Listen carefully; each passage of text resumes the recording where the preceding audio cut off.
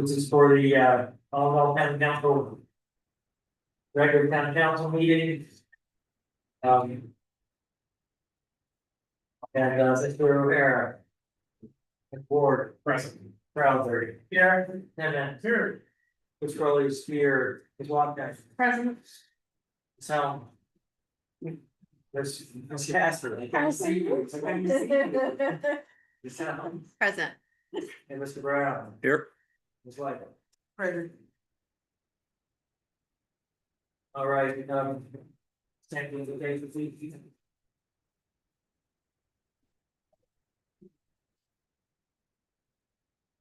Let's pray.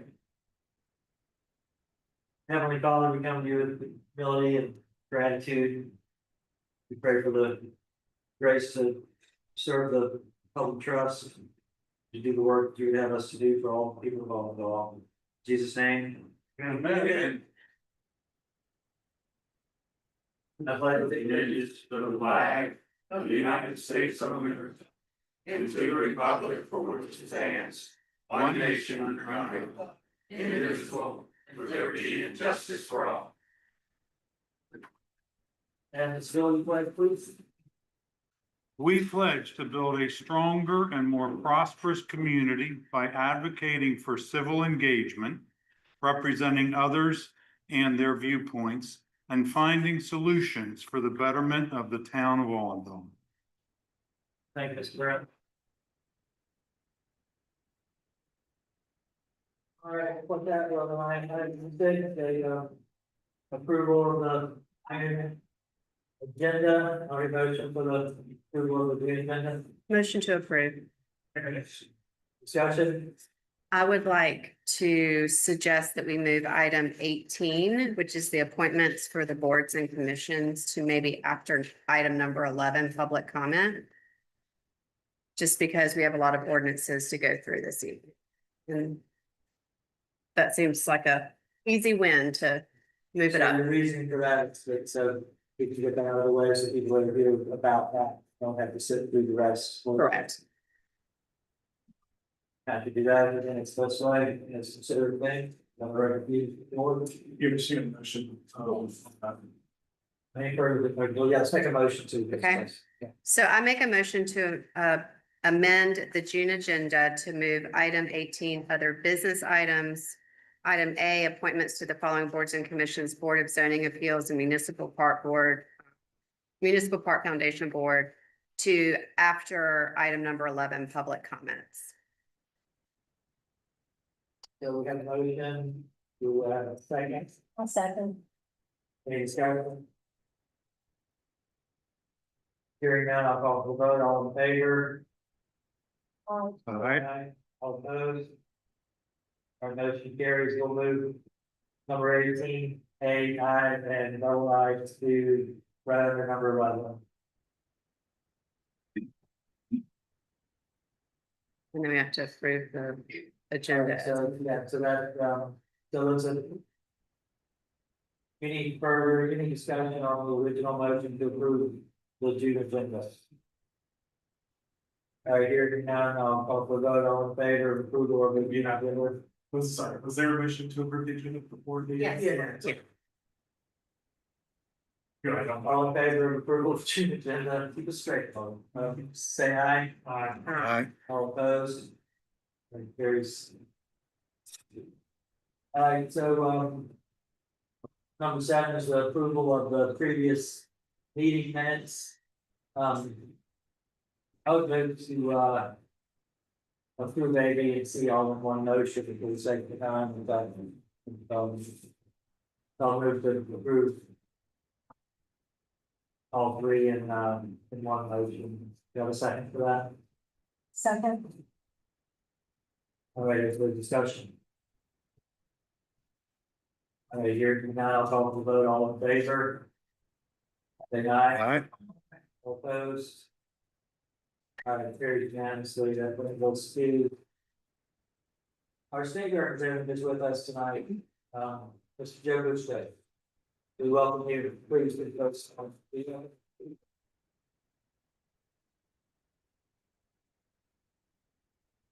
as the mayor said, I'm Joe Bustos. I am your state representative.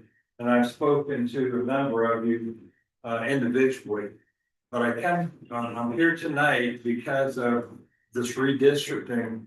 And I just wanted, I thought there was gonna be something to talk about, but the Senate has continued that until the 10th. So there's really nothing to talk about yet. We'll see what happens when they get back. And I suspect the governor is going to recall us to go back to Columbia to deal with that. There are a lot of parts to that. You know, everything from trying to help President Trump is one thing that's been said, to Mount Pleasant's gonna leave Charleston County and be moved up to Horry County. All those things are untrue because we don't know what's gonna happen yet. And we're gonna have to wait till the Senate does what they're gonna do, and then they'll refer to us for either concurrence, non-concurrence, or a conference committee. And other than that, I'm here. If you have any questions, I'll be glad to answer them. I'll be brief. I learned in the Army, be on time, be brief, and be gone. So, just if you have a question, I'll be glad to answer as best I can. Mr. Bustos, thank you for your service as our state representative and for your service in the Army. Well, it's important to us here. Does anybody have any questions for Mr. Bustos? Well, how will your district potentially be impacted? Say again? How will your district potentially be impacted? It won't. This district will stay the same. These are just congressional, These are- just the federal congressional representatives. That's correct. And, you know, this district was redrawn, I think it was 2 years ago. I came up to Allendale and, you know, we've been fine. And my phone is always open. I answer my phone, so call me anytime you need to. And I think we've worked well. So, no, it won't impact me at all. Just the congressional. Yes, ma'am. Thank you.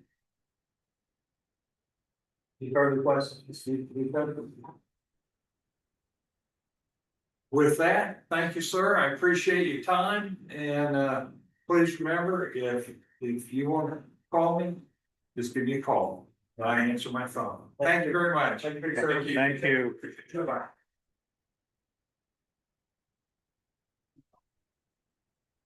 All right, gang, if you're following along with the program, that brings us to number 9, Charleston County. And get started with the Charleston County Sheriff's Office report.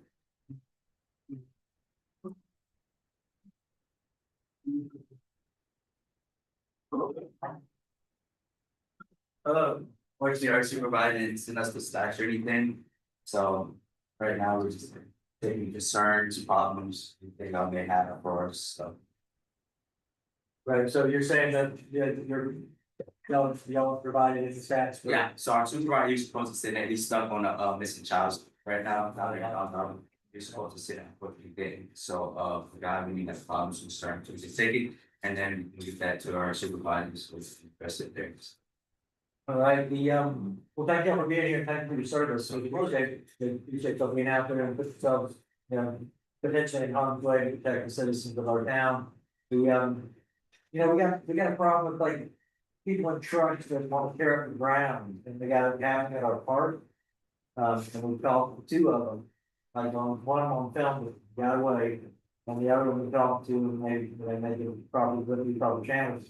But then somebody came just 3 or 4 days ago, the face and vandalized in front of our building with the back wheels of their trucks stand out from part of the month. We had to wash it to be proper to see people here tonight.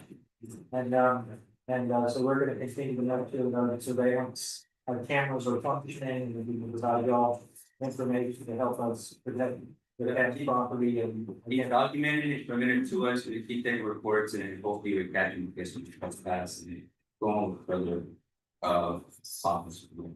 That would go so far right now, we just make an example of it, we make an example and folks know, the penalty yards of vandalism. With the face of public value. We do have an active piece with the sheriff's department related to both of them that I just mentioned. All right, anybody got any other questions for the keepers of the peace? All right, well, thank y'all for being here. We appreciate it. Thank you.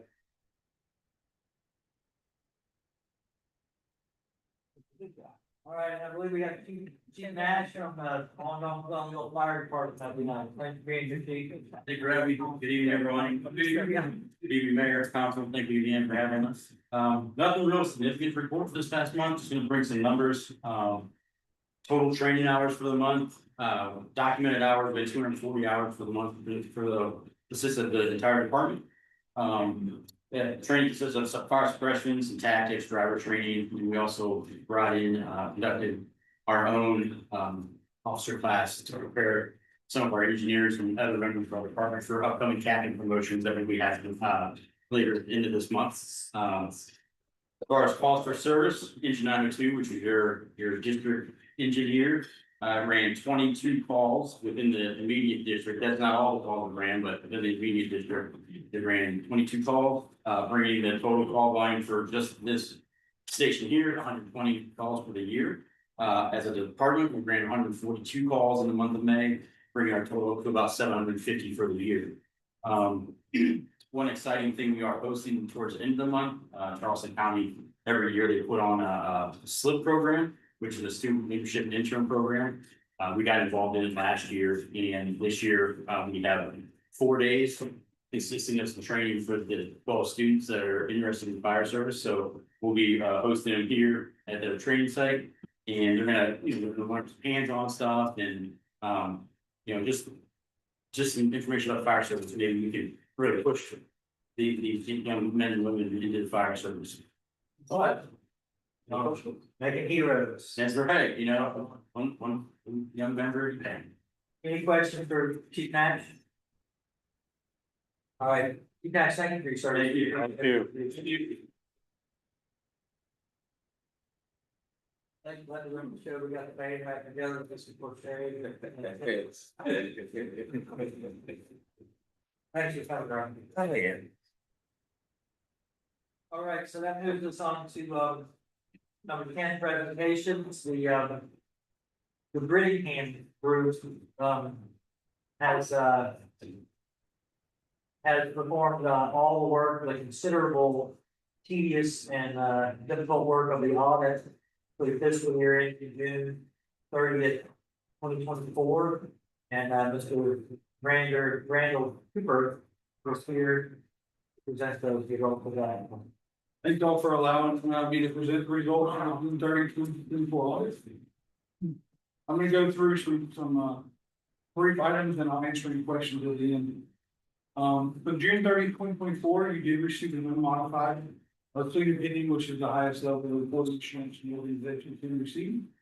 We did have access to the full books and records of the organization, and there were no restrictions placed upon us while doing the audit. On your total assets for your governmental funds ended at $8,479,528 as of June 30, 2024. The total assets for your water fund ended at $3,247,306, which is total assets of $11,726,000. You had total liabilities $1,283,000. And you had the total net additions at the end of the year for the governmental funds with $8,005,000. The water fund was $2,437,000, which is a total of $10,443,559 for the year. On your statement of activities, the same net addition for governmental funds was $508,000, and your business type or your water fund was $213,000, for a total change in net addition of $722,000. I will note on your water fund, for the year, your total revenues were $257,910, the total expenses, operating expenses were $374,000, was led to an operating loss of $116,000. However, you had other income and grants and contributions that offset that, $57,000. And you had transfers in from the general fund of $273,000, which led to a change in net position $213,000. Without those transfers from general fund, you would have operated on about a $70,000 loss till June 30th, 2024. Also, the town has cash of $987,103 in the year.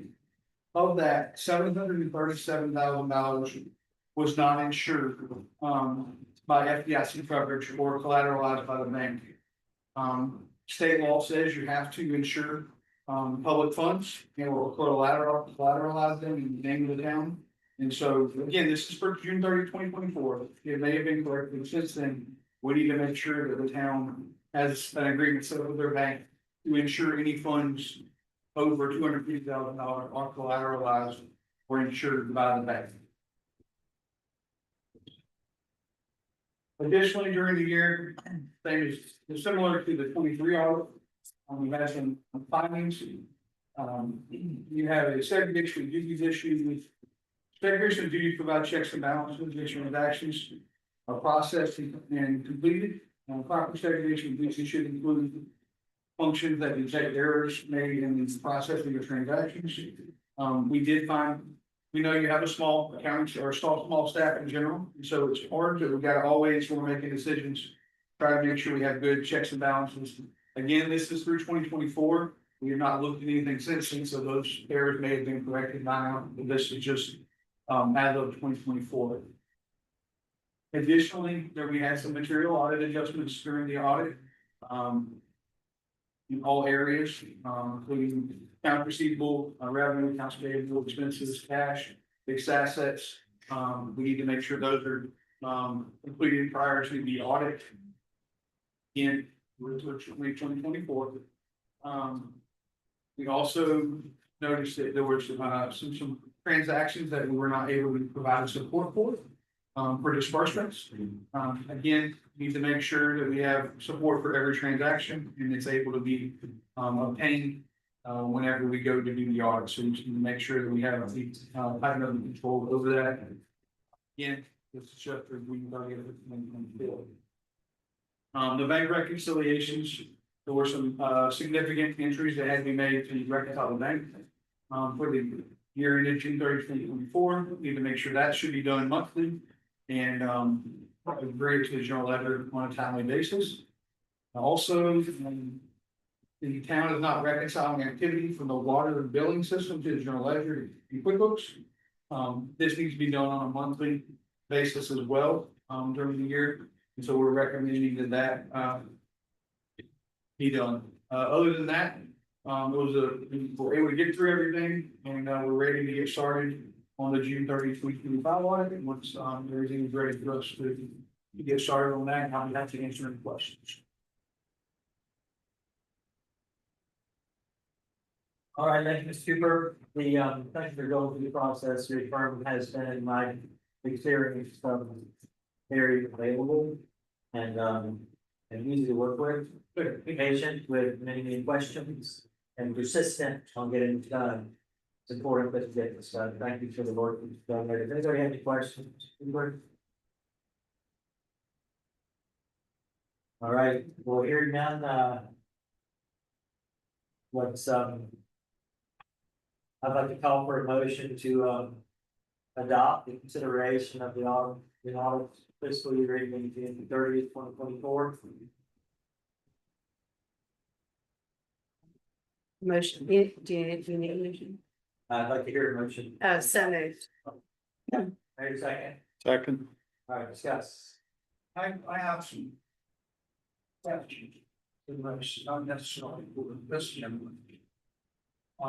Looked at it online. I'm trying to get out this study. It was maybe off some company. There was a section in here which I read that management was to give a report. Discuss certain aspects of decline to do so. Got the management discussion and analysis section. That's in the opinion. That's just a summary section that is required by GASB standards, but currently, we know when, that they haven't, not town has provided, and you don't, we just have to disclose that. It's not an issue, it's just, you either have to provide it in your financial statements or you don't. It's just a decision that's being made. We can do it, we could start doing it in 25 if management wants to do it. But it's mentioned that it is required on the NASD standard. That's correct. I have a question. Why didn't management provide that? I was unable to speak to the history financial aspect because of 2023 for that audit as well. Because I wasn't here, I'm able to provide it for 2025 moving forward as of January 7th. Because then I can answer those questions and be able to give a better in-depth analysis of why these things happened. We had other town personnel who were involved in management of the town's finances. They were unable to do that. Right. So we are able to do that now going forward. Yes. Okay. I guess other questions, I'm not quite sure. Probably aspect and or whatever, we got the findings in 2023. Prior to financial statement findings, and all of your findings for the 2024. It's just a replication. That's correct. And it was that, when you have the previous audit, you were, our auditor, in essence, fired, and we didn't fire that auditor. But for the reason we were fired, is the town was tried out, confused. We addressed the problem, with some, that was a regret. And I guess the question I have now is, are we doing it now? Then, because we've got, this is the 2024, we've got 2025 coming up. And in a matter of weeks, we will have completed the 2026 fiscal year. And so with this litany of the same thing over and over and over again, saying is, and the definition of insanity is doing the same thing over and over again and expecting a different result. The question I have is, are we doing this right now as of today? Are we, if we put these recommendations in place? You're seeing that with the complete change in the field placement of your finance administration. You're seeing that with the creation of the treasurer, so you're adding an additional. That's coming. It is coming, but like you won't see it until you put those policies in place, so So those to are. answer that question, it's no, it's not yet being done, it will be done about 2 weeks, so, Yes, but it's not being done right now. no, but the policies and procedures were not in place. But after we do what's left on our agenda tonight, those policies and procedures should be in place. They will be in place, yes, immediately after second reading. Is there a reason why it hasn't been already put in place? Because you didn't have for the separation of duties, you didn't have another additional position created. And then, for the other items too, No, there's dimensions things in here such as, one of them says, here's page 38. Finding one from the town staff and says that if you individuals finding. I imagine that probably yourself. that would have been the town administrator at the time, and the town clerk. So what I'm hearing then, my question is, so when we look at 2025. Some of these things will have been taken care of, so there's currently now. Only 2 people that perform all financial transactions, including bank, reconciliations right now. Right now, currently, you just have one person doing it, which is currently me. Because the other position was let go. What were they doing it up until the time they were let go? Yes, But still only 2. yes, And it mentions here, we've heard it from the other auditor, I've heard it from other auditing things from the municipal association, seminars I've gone to. The council can play a role. They should, in a town of our size and with such limited personnel, the town council should be playing a role in this as an oversight. But yet we are not, we have not been doing that. What would it take to do that? You have to set up some type of policy where, if Catherine is the one doing the work, someone else is reviewing that work and making sure it's. Is this something you can have to get to? Is this something that would be in the way of a policy or procedure or adopted by, say, the resolution, or would this be something adopted in the way of the ordinance requirement? Or how do we do that? You're probably in the way of ordinance requirements, similar to the ordinances for you, or treasurer's office. So if we will, soon, else we will adopt that and we will kind of. In our code ordinances, but we won't have a warm body doing it for who knows how long. Even looking for a water operator for. God knows how. My concern is that this is not being, is probably not being administered correctly. Would you agree with that? I don't know what's currently being done. One person in charge of. And one person in charge and doing the work is, there needs to be someone else reviewing that work. Okay, what I'm talking about doing is getting something in place as soon as humanly possible. To make sure that happens, and then once we get other people involved, we have a treasurer or a person on board to do that, and we have an outside third party entity to reconcile the books. I'll feel a whole lot better than I do right now, because as it stands right now, it doesn't seem like there's one person finding the scope. Right. And that scares the heck out of me. I will add that we have been working with legal to do a critical from Karen and a third party accounting service. To look after it, that is a critical need that I did bring up with the mayor, and we have been asking auditing firms, so we've been working through an engagement project.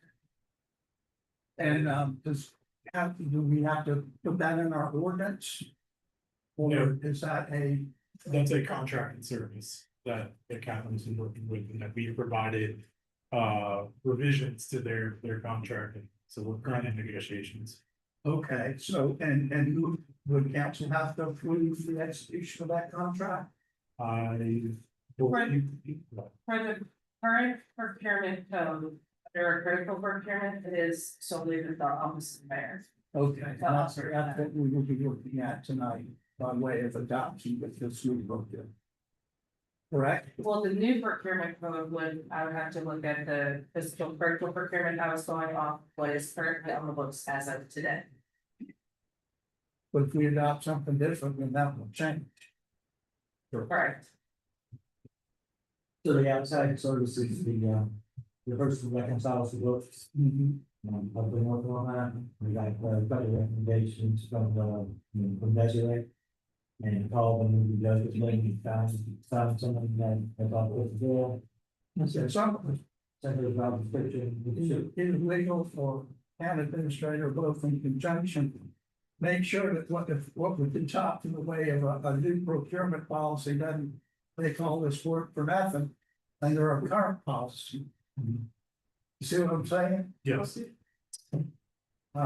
It should be as good as. So, Mr. Greiger, I will tell you that, like, being concerned about people's money when they're not getting checks and balances, and concerned about the deficiencies shown in this report is all very valid. I totally agree with you on that. Since I've been here and signing checks and doing the research and looking at the farm law statement and the financial documents that I can look at, that I've requested and received. For instance, in this audit, one big problem was that we had outgoing money and no invoices to match with them. Am I right? There was a big, difficult effort to try to find invoices that match the outgoing payments. Right. Like, but to call in vendors and asking them to please send us duplicate copies of invoices. And it didn't feel great, and it felt, it felt strange enough as a matter of fact, for me to talk to my attorney and ask him what he made of this. And he said, it points toward at least two things, maybe three things, and one was incompetence, the other was negligence, the third thing was corruption.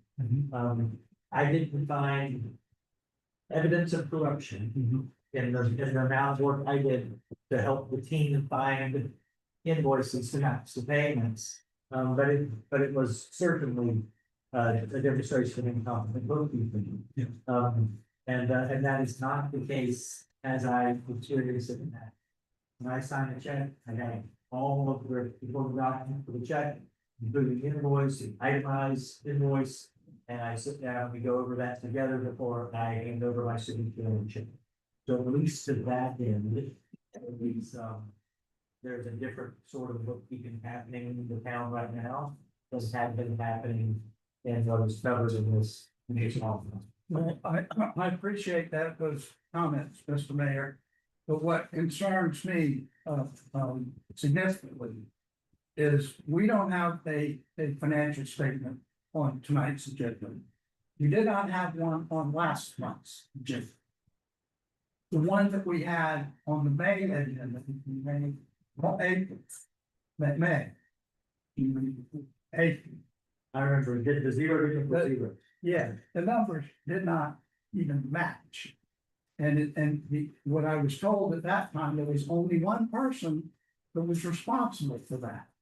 Apparently with no oversight whatsoever, because we were given reports where the general accounting of money, starting balance, money in, money out, ending balance, did not meet the more detailed reconciliation of the other financial statement we did. Right. All right, and so I'm concerned, as of right now today, why don't we have financial statements? Why don't we have a financial statement tonight? So what do we have to do to make sure we get a financial statement every single first Thursday of the month? Right, and I mean, if it means hiring somebody else from outside to do it, because we can't do it inside, then that needs to be done, in my I opinion. think we're hot after that, as hot after that as we can be. Well, these are all important issues, and I think the public deserves a right to know what goes on with their money. This is not the town's money, this is the public's money. And it needs to be stewarded well. And it has not been. As evidenced by all of these years upon years upon years of bad audits. And it's just, as you've said, there are several reasons why that happened. And none of them are good. Right. And we're not really sure what's going on, but what scares me the most is the corruption aspect of it. And it has occurred in this town before, people have gone to prison because of it. Right. So this stuff that we just can't allow to keep happening, we need to put a stop to it immediately. Let's get on with this agenda so we can put a stop to it. Very good, thank you. Well said. It's important, it is a lot of words, a lot of time to talk about it, but it's important that it's on the record. It's important that the town knows that council shares, that is the town about it. Any other questions, Ms. Cooper? All right, so hearing none, I'll thank you, sir, for being here, thank you. Hey, we're ready to get started on Monday, we're ready to get started with the next audit, right? All right? We will contact Catherine on Monday and then we'll set up some dates. All right, great, thank you. All right, we need, I'll hear a motion to, so we have a motion, we finished discussion, any further discussion? All right, hearing now, I'll call the vote, all in favor, motion on the floor to adopt the, audit fiscal year ending June 30th, 2024, say aye. Aye. All opposed? Passes unanimously, very nice. All right, so now that leads us to item B, under number 10, presentation, South Carolina Rural Water Association, water rate setting of proposed changes. I think you got, Dr. Abernathy here. Yes, sir. All right, great. Mayor, council, staff, citizens, thank you for allowing me to be here. Just to kind of get started on what we're looking at is, I was approached to look at a rate study for the towns. And first of all, let me tell you a little bit about Rural Water and who we are. The Rural Water Association is a nonprofit membership organization dedicated to supporting the long-term health, sustainability, and financial viability of rural water and wastewater systems across South Carolina. Our mission is simple. To help small communities like yourself provide safe, reliable, and affordable drinking water to their customers now and for generations to come. So basically what we do is we offer technical assistance, we offer financial and rate analysis, regulatory compliance support, grant and loan assistance, training and education, emergency response, among others. It is important to note South Carolina Rural Water Services are free of charge to our member systems. We are funded primarily through federal grants.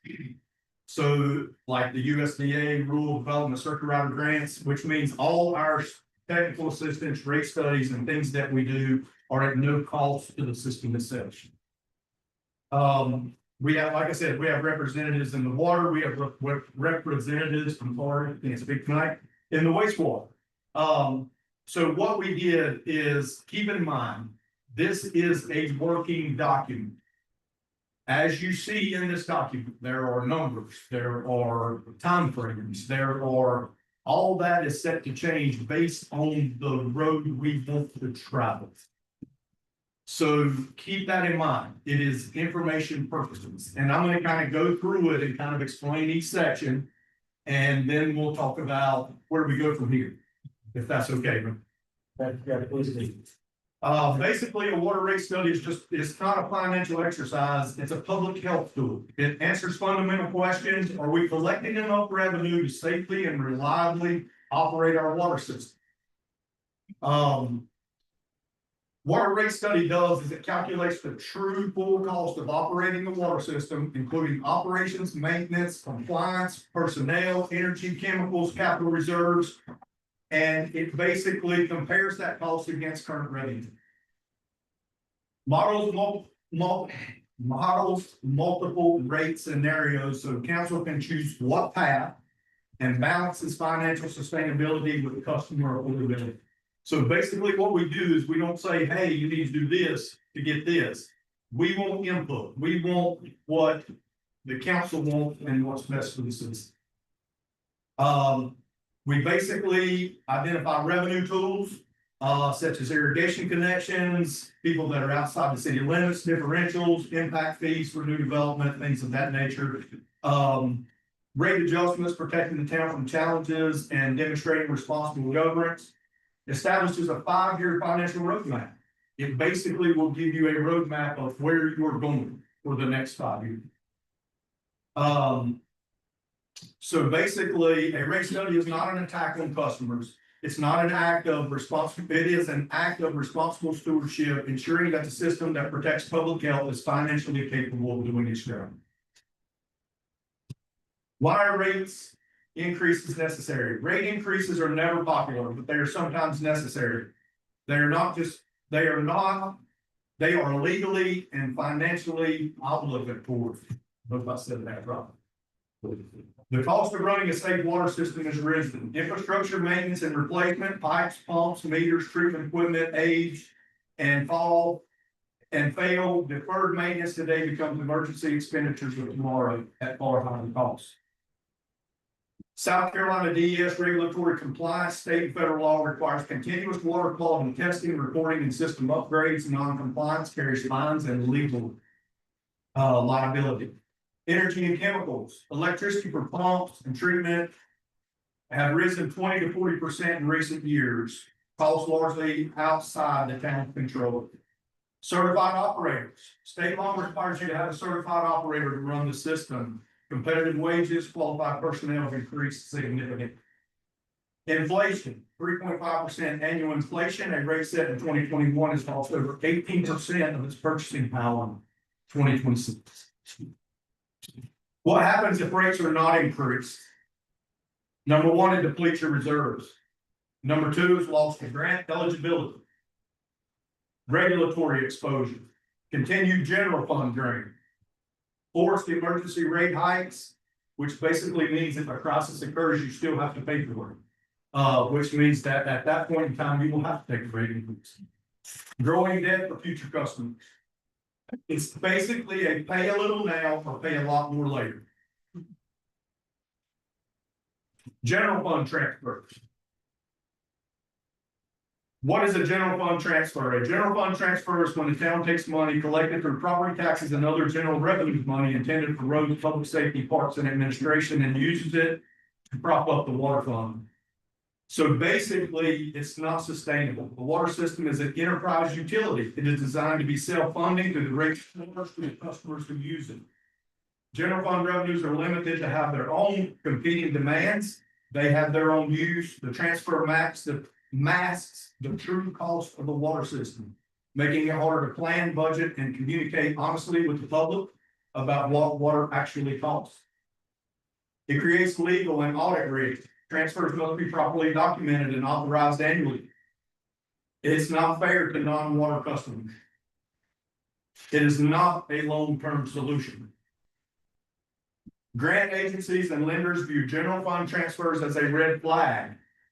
They signal that the water system is not financially self-sufficient, which reduces the town's eligibility for infrastructure funding. The importance of fund balance. Operating reserves, sometimes called fund balance, are the financial backbone of a healthy water system. They are not a luxury. They are a necessity. And right now, you need that reserve. What are operating reserves? Operating reserves are cash held in the water fund above and beyond what is needed for day-to-day operations. They represent the system's financial safety net. What revenues do for our community? Emergency response. Reserves actually handle your emergency response. When a water main breaks at night, a pump fails, all that is an emergency. You have to have funding for those projects. This one's big, grant matching. Nearly every grant has a match to some percentage, usually around 20%. It helps with capital improvement planning, financial credibility, and rate stability. How much reserves do you need? There should be a minimum of 5%. It is recommended at 10%. Best practice is 20%. Building reserves is not about hoarding money, it's about opening doors to grant funding, the lower borrowing costs, the planned infrastructure investment, and to the financial stability that allows us to serve our community reliably for decades to come. Every dollar we invest in reserves today has potential to unlock multiple dollars in grants and low-cost loans. High points of the rate study. First of all, it's going to give you an executive summary. It's going to give you a big picture. It basically is going to tell you where you stand, what you're spending on your water system. It will allow an overview, a financial baseline. It'll tell you, we've got this number of customers. This is what we're operating. These are our goals. This is our CIP. Why rate increases are necessary. Infrastructure maintenance, regulatory compliance, energy, chemicals, and labor costs have risen. Inflation erodes the purchasing power of flat rates every year.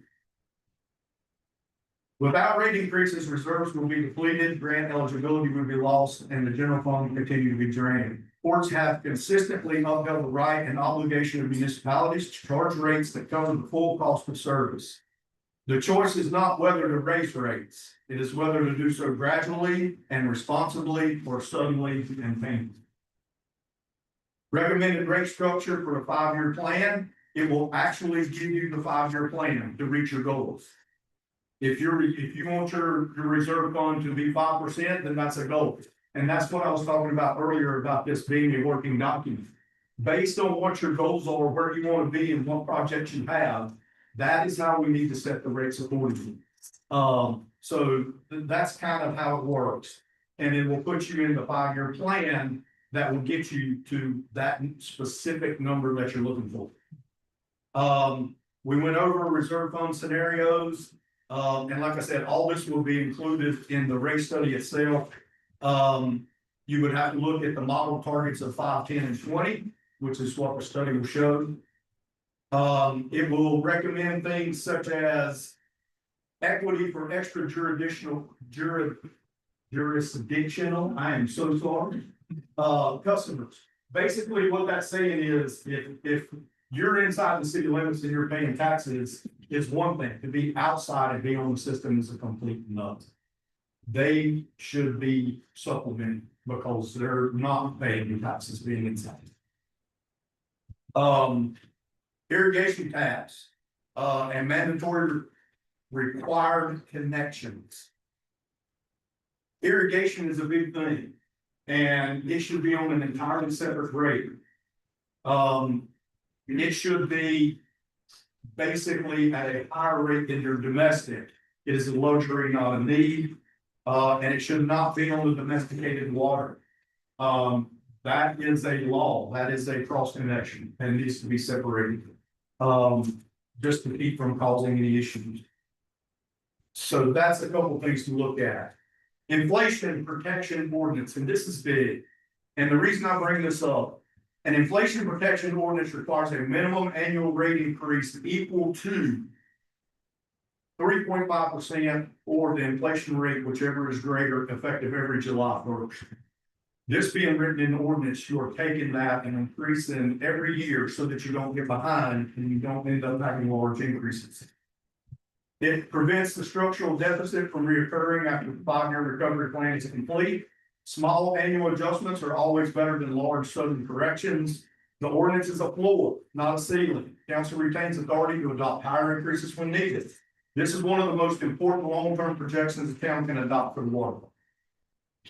Impact fees. This is very important. Making growth pay for growth. Without impact fees, every new connection adds capital costs that existing ratepayers must absorb through higher rates.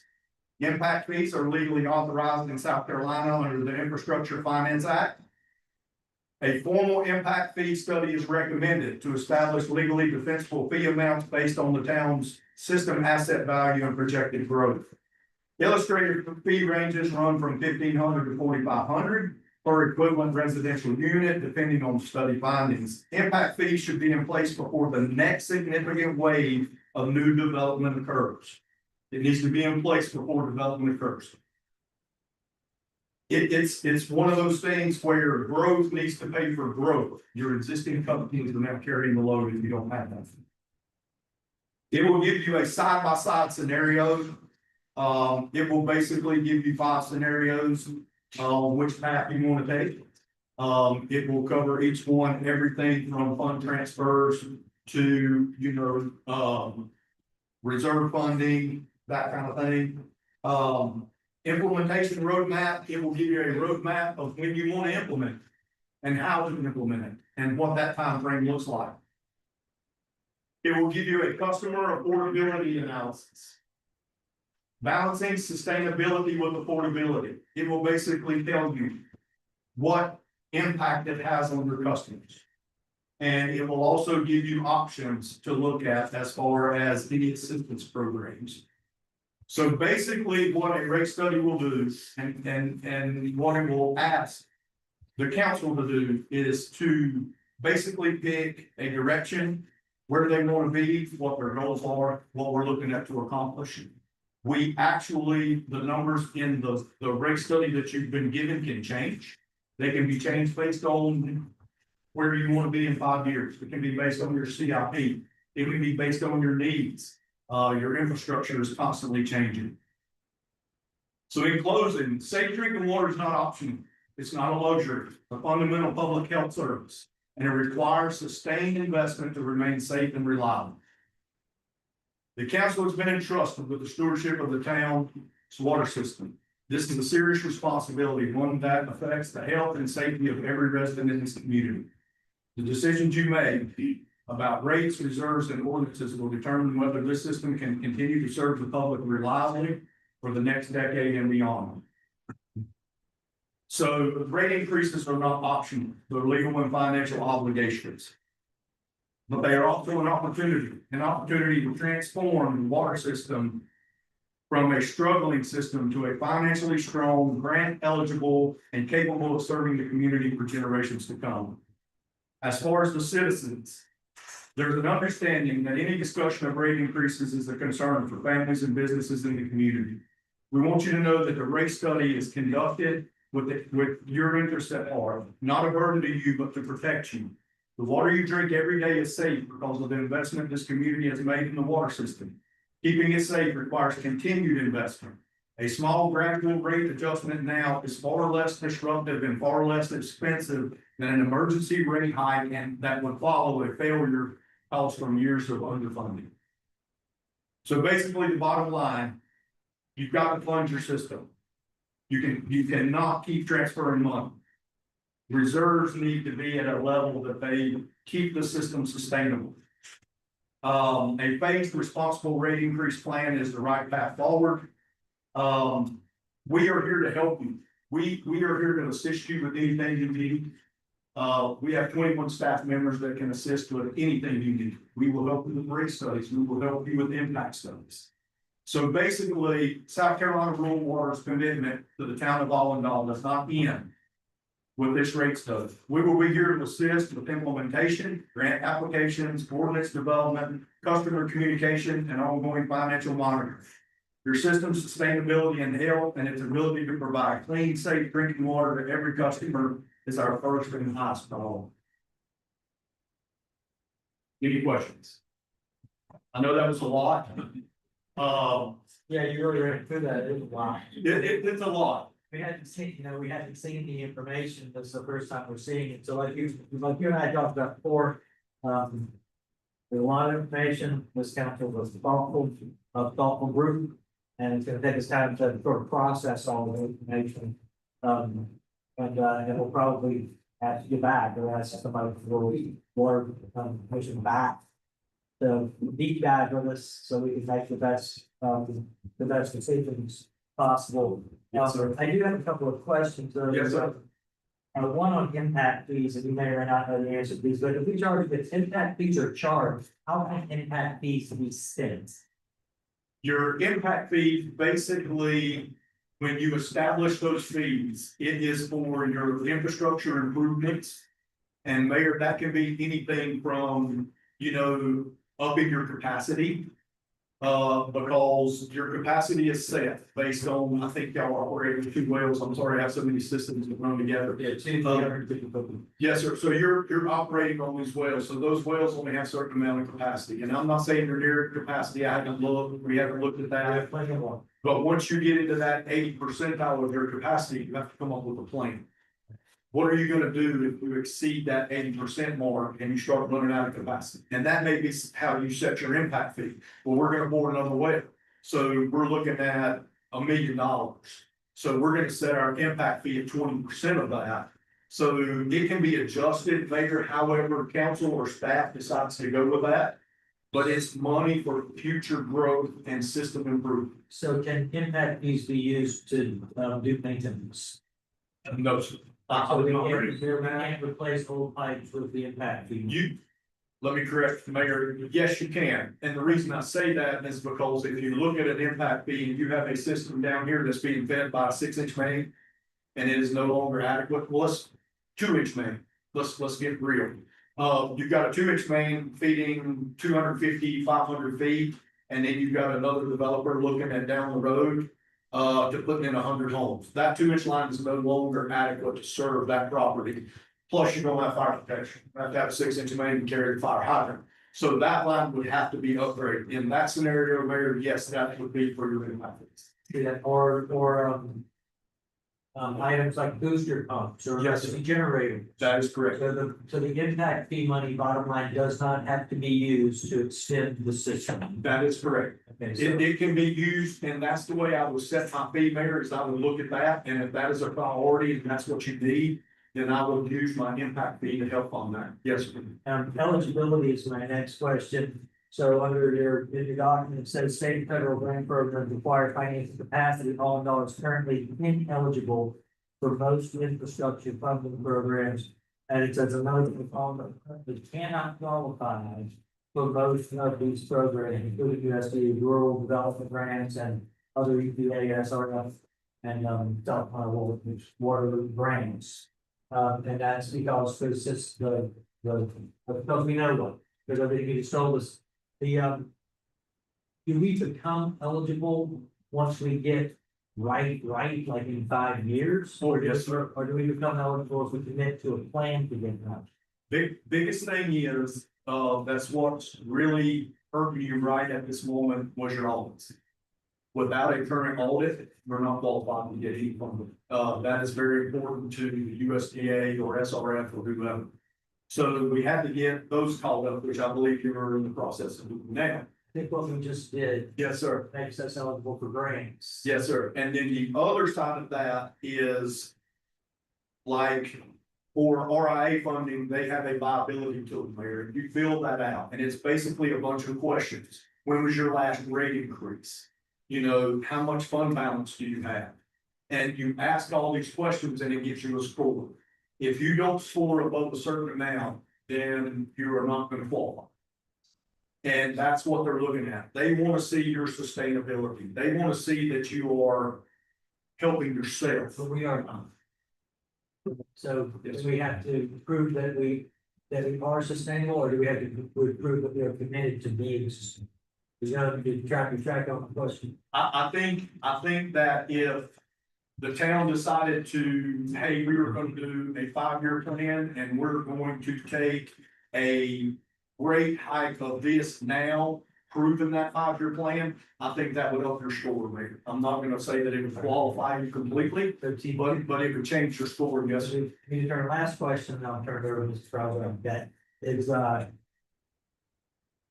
$144 a month for water service, as is suggested in your option 2, the lease schedule rate increases over 5 years, is a lot of money. Of course, you know, for replacement, some people aren't gonna wanna pay it, and some people aren't gonna be able to pay it. I'm more concerned with people that aren't able to pay it. That's nearly $2,000 a year, and you got 3.5% of that over time as inflation is stated in the report.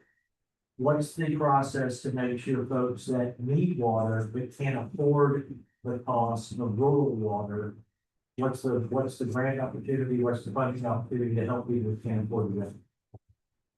The number that's used in the study, Mayor, is based off numbers that have not been chosen as the path. So that number will change based on which direction this board and staff wants to go. So that number could go up or it could go down, Mayor, depending on if you come to us and you say, this is just the first step of the rate study. So this is using preliminary numbers. We don't have actually audited numbers. We don't even have actual budget numbers that you need to put in there. We don't have any projects that you want to put in there. We don't have any capital reserves that are in there. So basically that number is a moving target until this board and staff says this is where we want to be. And then at that point, we will take the number of customers and what the rate should be, and we will establish a number of what it should be per customer.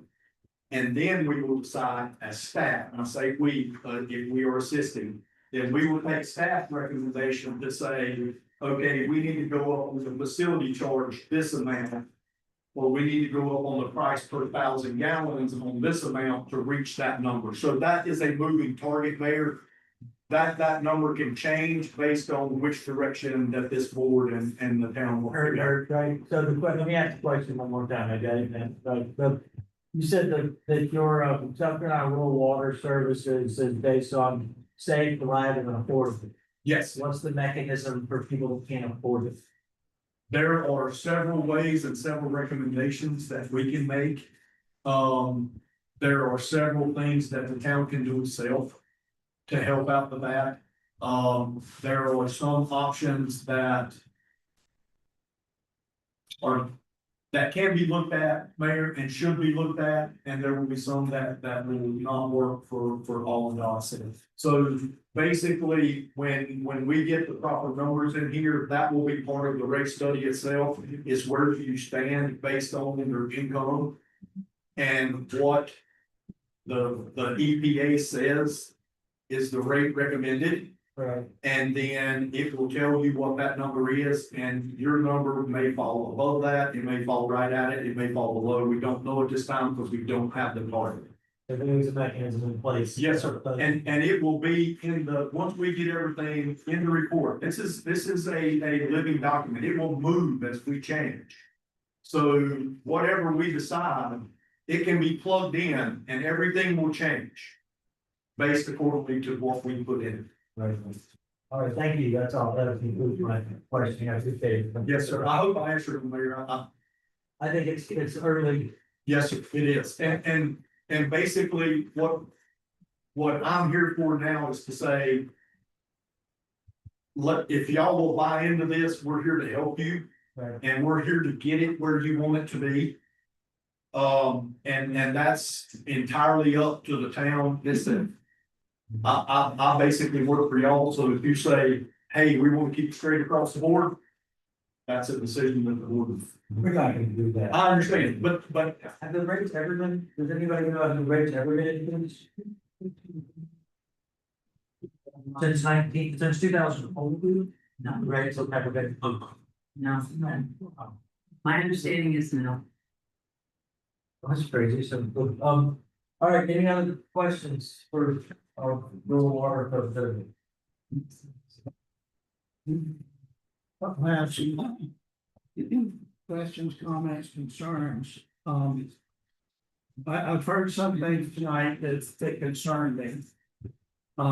My first job in government was hired as a consultant by the town of Mount Pleasant, right out of graduate school to develop an impact fee program for the town of Mount Pleasant for fire, police, and sanitation. So I know a good bit about impact fees. I dealt with it before there was state enabling legislation. So I'm familiar with all the jurisprudence. Nationally and up to the US Supreme Court, the stuff that's come after the state enabling legislation and various other factors involved in this. So I've heard some things that I don't necessarily agree with. But we're not going to figure this out tonight. There's a lot of information and it's a lot to unpack. Some of the things that you've mentioned are here in the document. It says the EPA defines water bills as affordable when they're less than 2.5% of the median household income. And it says what the median household income for Allendale is, not for the standard statistical metropolitan area, but for the actual town of Allendale. And that is between $47,500 and $52,000. And your report actually uses the average of those two, which is $49,500. So if it's less than 2.5% of that, it's affordable in the eyes of the EPA. Now, how that translates to an individual having to write a check or get a bank draft every month, that may be a different story. But there's a lot of information here. Again, it's unfortunate that this thing has just been so horribly mismanaged over the decades. And that we're in the situation that we're in right now. And again, we gotta fix it. It can't keep going on. But what I would suggest that we do is that we either as a committee or a subcommittee or a council as a whole have one or more workshops with you and our consultants or whatever to get a better handle on this. And then obviously any plan that we decide to embark upon is going to have to involve the public and the stakeholders. It's term I don't really like, but and public hearings and so on and so forth. But and I would suggest that we start on this as soon as we possibly can. And it would involve special meetings. I know people don't like that we have all these meetings and especially meetings in the daytime that some people may be able to attend or not. But this is difficult work, folks, and it has to be done. We can't put it off any longer. It's unfortunate that we're here where we are now, but these are the cards that have been dealt. We got to deal with it. So we need to do that quickly, Ms. Watkins. We need to schedule one or more special meetings, probably through a workshop format, where we can get a better handle on this stuff and decide what we're gonna do. A couple of comments, just from what I know about what we have and what's going on. It appears we have plenty of capacity of getting the water out of the ground from numbers that Mr. Vycroft has provided us. We have infrastructure beyond the physical plants, but in the way of main lines that are on the main roads and highways of the town. Those were all programmed in and engineered and submitted for the grant money and the loans that we have to make that happen. Where we are deficient is plant two has never been built to the engineered specifications that were programmed. And that's causing us some real problems right now. What needs to happen is to find the money to bring that plant two up to the required specifications that it was originally designed for.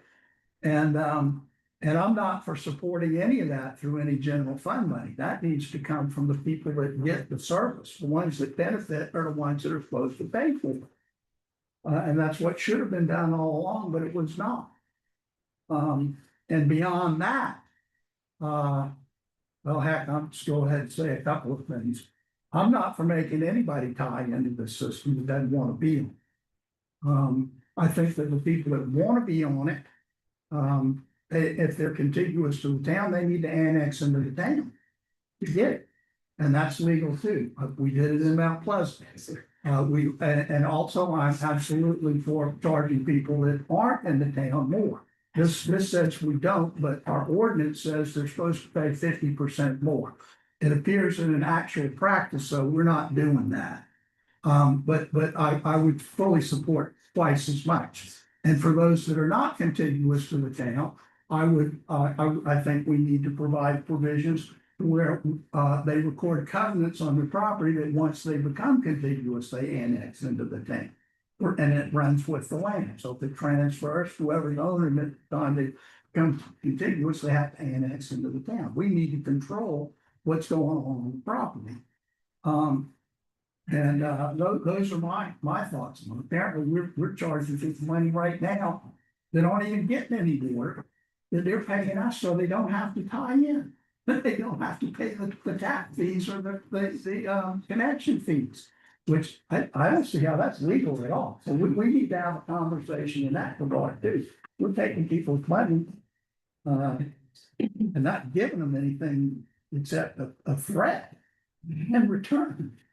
And we need to get a better handle on this. There's steps in place, there's action happening. I would like to request that we get that at some point we go through an email to come and figure out when the special assessment meeting, but I don't think that we're ready to meet. I think there's another meeting we need to have first, so I'm thinking like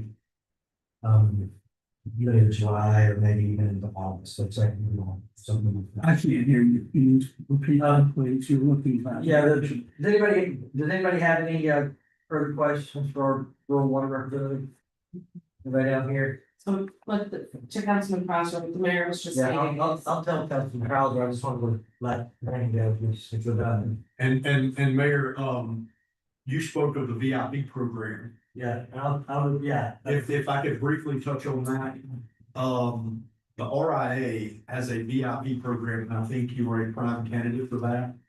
It waives the audit. So that is not a factor. All they ask is that you cooperate and help them through that process. It is a two-step process, Mayor, so if you get through the first process, then they will actually pay for an engineering study to come in to find out what your infrastructure needs actually are.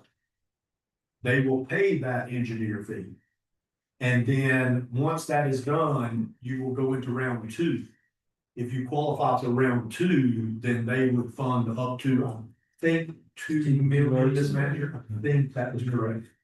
So It's a win-win. $2 million, what are you talking about? A sorry. low interest loan? A No, grant? sir, Matching grant? it is a grant, and there is no match for round one that I'm positive there's no match for round one. Well, I thought I heard you say earlier that most grants are matching and they're generally They are. around This- 20%. So what this- is it? This was completely out of left field. This does not comply with any of their loan structure.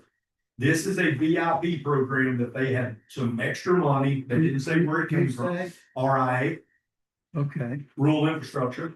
And they created this VIP. Now, how they're gonna, I'm sure they've created some type of board or committee to go through these. They put it out there were no applicants. Nobody needs it as much as we do. I agree. VIP, viability improvement program. Yes, sir. And it is what I was saying when I wasn't speaking loud enough. We have some other things we need to do before we have a deep dive, we have a special meeting. So I'd like to, your necessary meeting that you're referencing, I think may need to be pushed into late July or August. But we have some other things I'd like to discuss in this agenda that those boots need to drop before we get into our deep dive with the rural one, but it is true.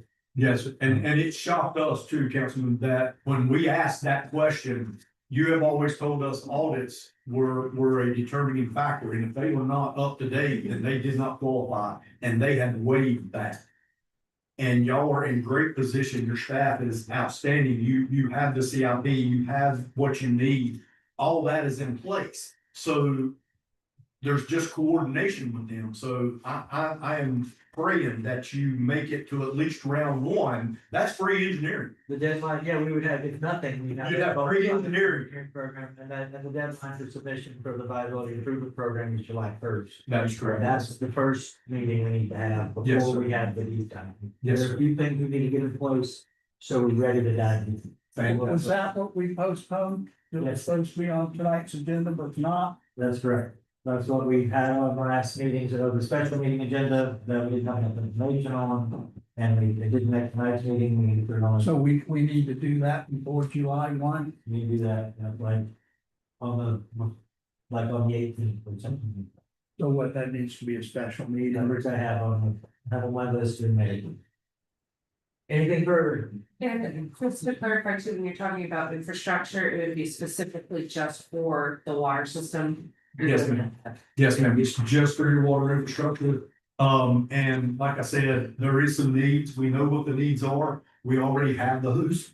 So we're ahead of the game, so I'm rooting for you, I hope we at least get the funding for phase one.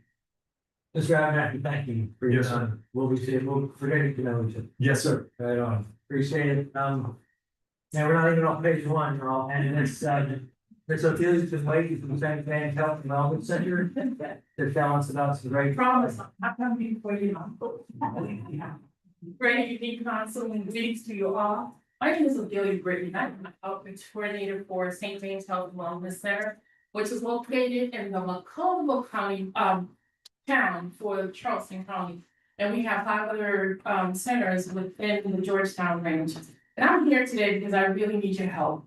We're seeing an increase at our local ER room of patients who do not have insurance.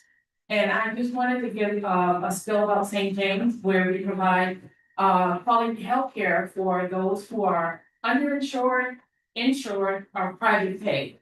And what I wanted to do is ask your help to go out into your communities, because we all have people, our family members, who have not been to the doctors or cannot afford affordable healthcare coverage. So I just need your help, and I just came by to ask, would you please allow your citizens of your community just to talk about St. James, put it on your agenda, talk about it, share some information. I brought some brochures, and we have this campaign going on, is coupon, take a loved one to the doctor. And it's for new patients of St. James, where they can actually get that first visit for free. And if they had been a prior patient, they can come back if they had not been to the doctor in 1 year.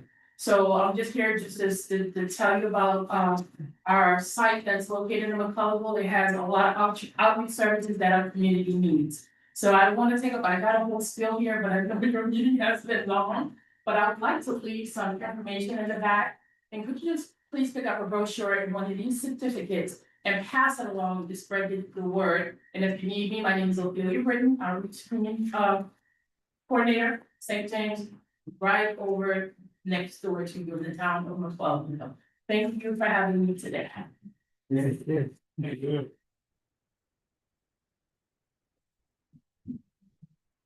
All right, so that brings us to number 11, public comment. And I checked, there were no signups for public comment, but there's any signups since.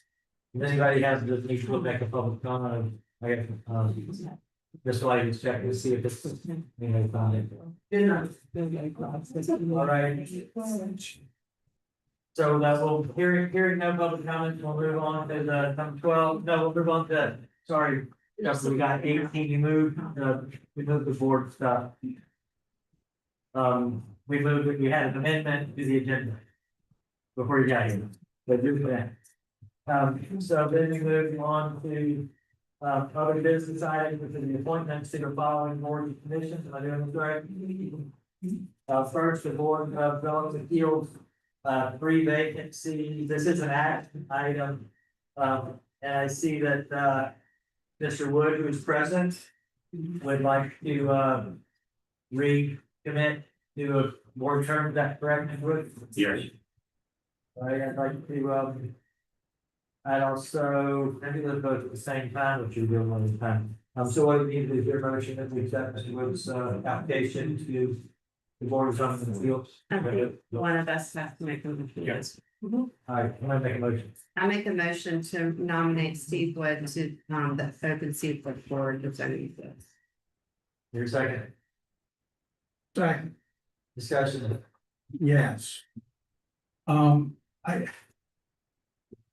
not sure exactly what's going on. We have 3 vacancies. We have one applicant who is, from my understanding, serving in the remainder of an expired term. Right.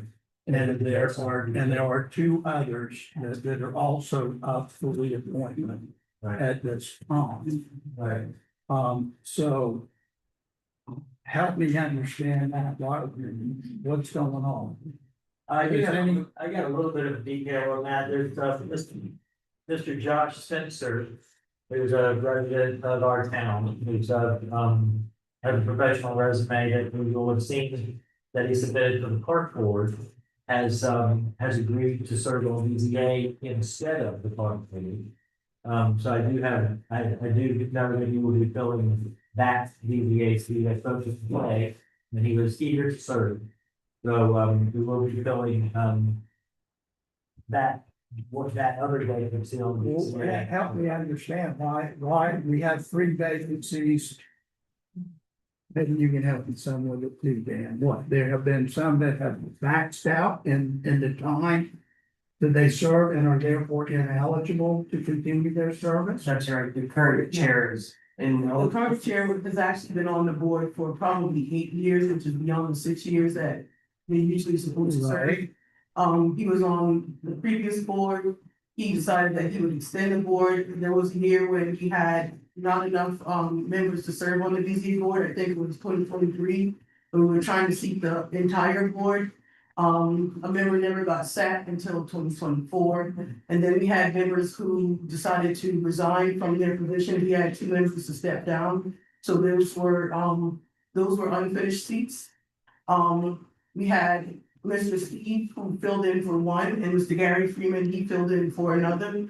And so as of now, Mr. Freeman is on the board, but Mr. Steve Wood has been serving an unfinished term, and so he would need to be reset. And Right, so he is eligible for 2 active terms. He served less than the thing that kicked him up into that.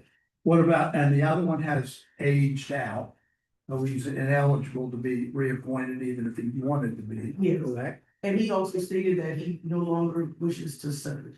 Well, I mean, and this is another aspect I'm getting to, and this is what happened that got us all mixed up one time before. That apparently a board member resigned, but nobody told anybody about it. He resigned in writing and we didn't know, and that seat remained open for another 4 months. So, and what our ordinance says, and what the current state law says, is that you can continue to serve. You may continue to serve. Right. So by choice, if they decide not to continue to serve, Please let me finish. You're absolutely correct. But the way that that is determined is through a written letter of resignation.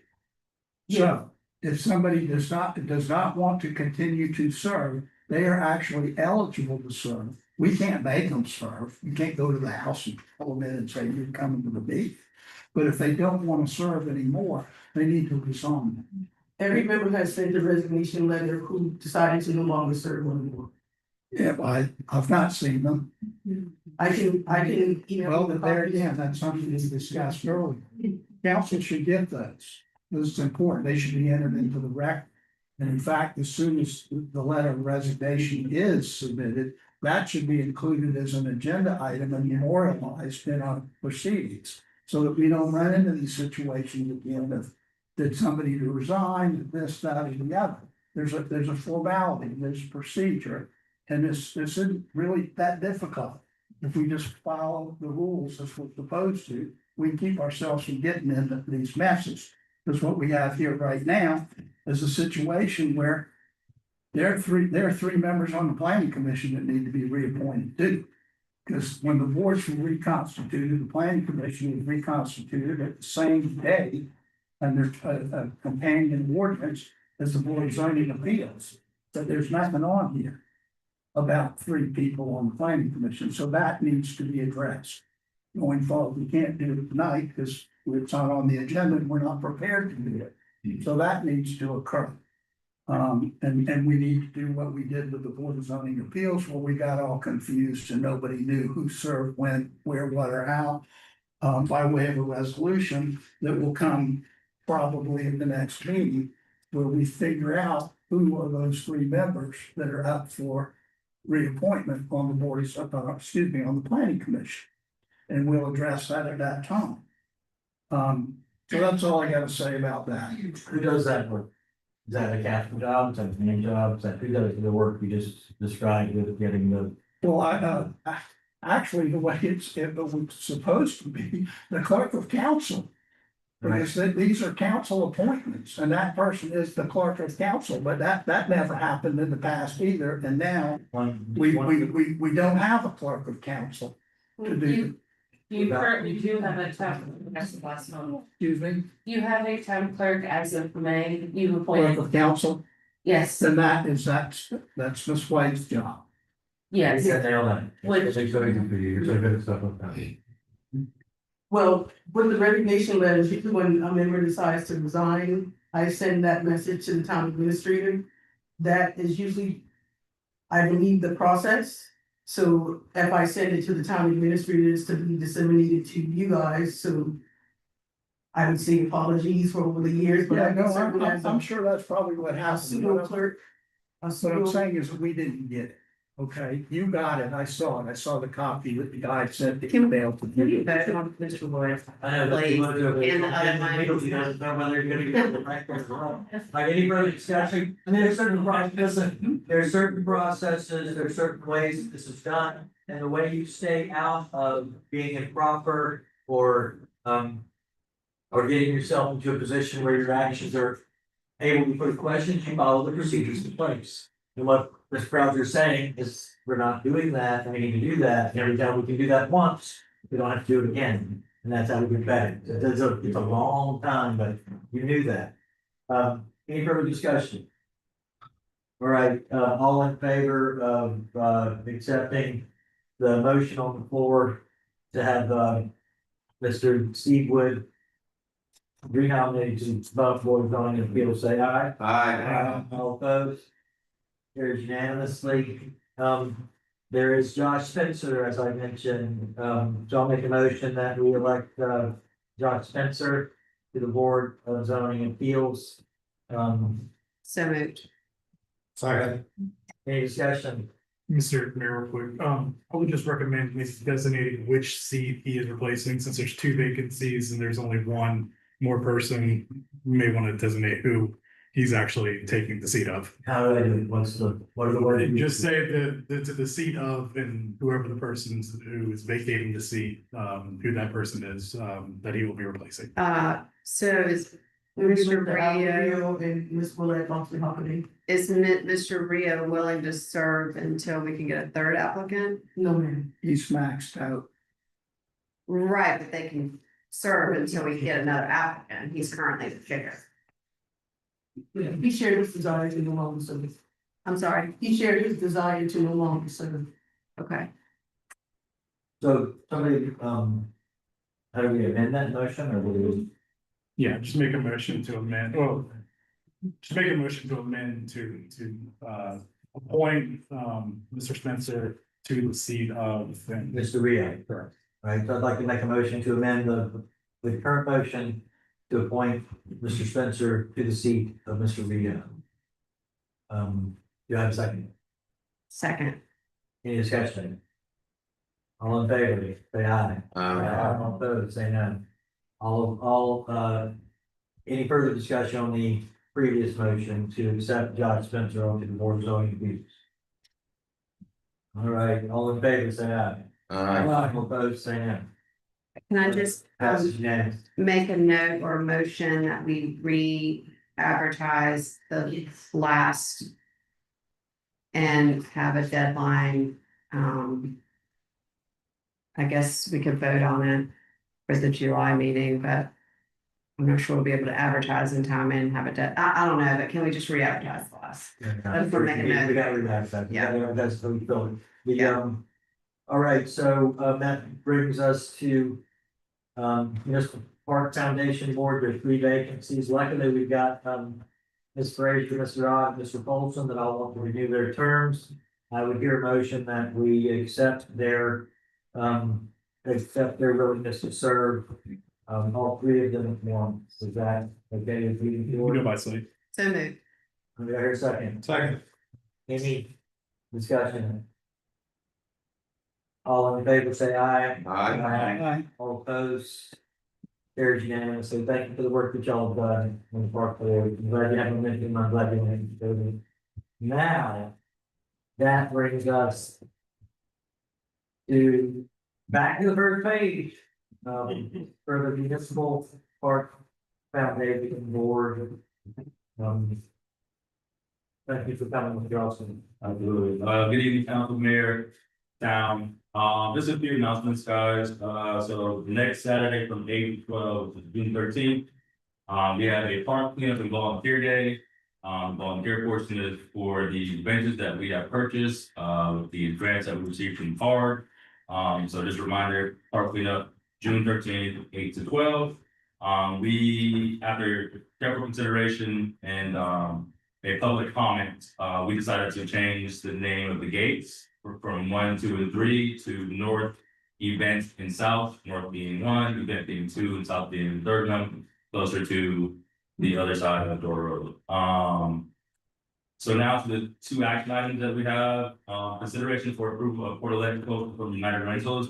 Did you guys get copies of that? If not, I have quotes from. No, I don't think we should probably something good, best copy. Okay, that's real quick. So we have.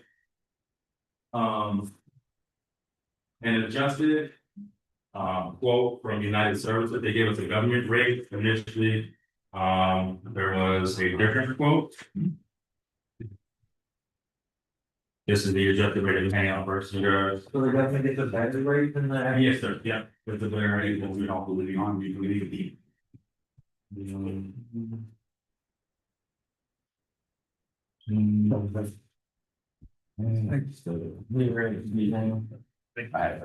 Oh, thank you. And so these, this is the second to the handout is gonna be the first quotes we got from, there was one from United Services, one from Down South, Portables, and then Porta Potty Dogs. This second sheet, essentially, these quotes are a lot higher than the initial quote amendment. So we are requesting that you guys approve the first one right here. I understand you guys just received it. But I really want to call it a no-brainer. It's just a better price.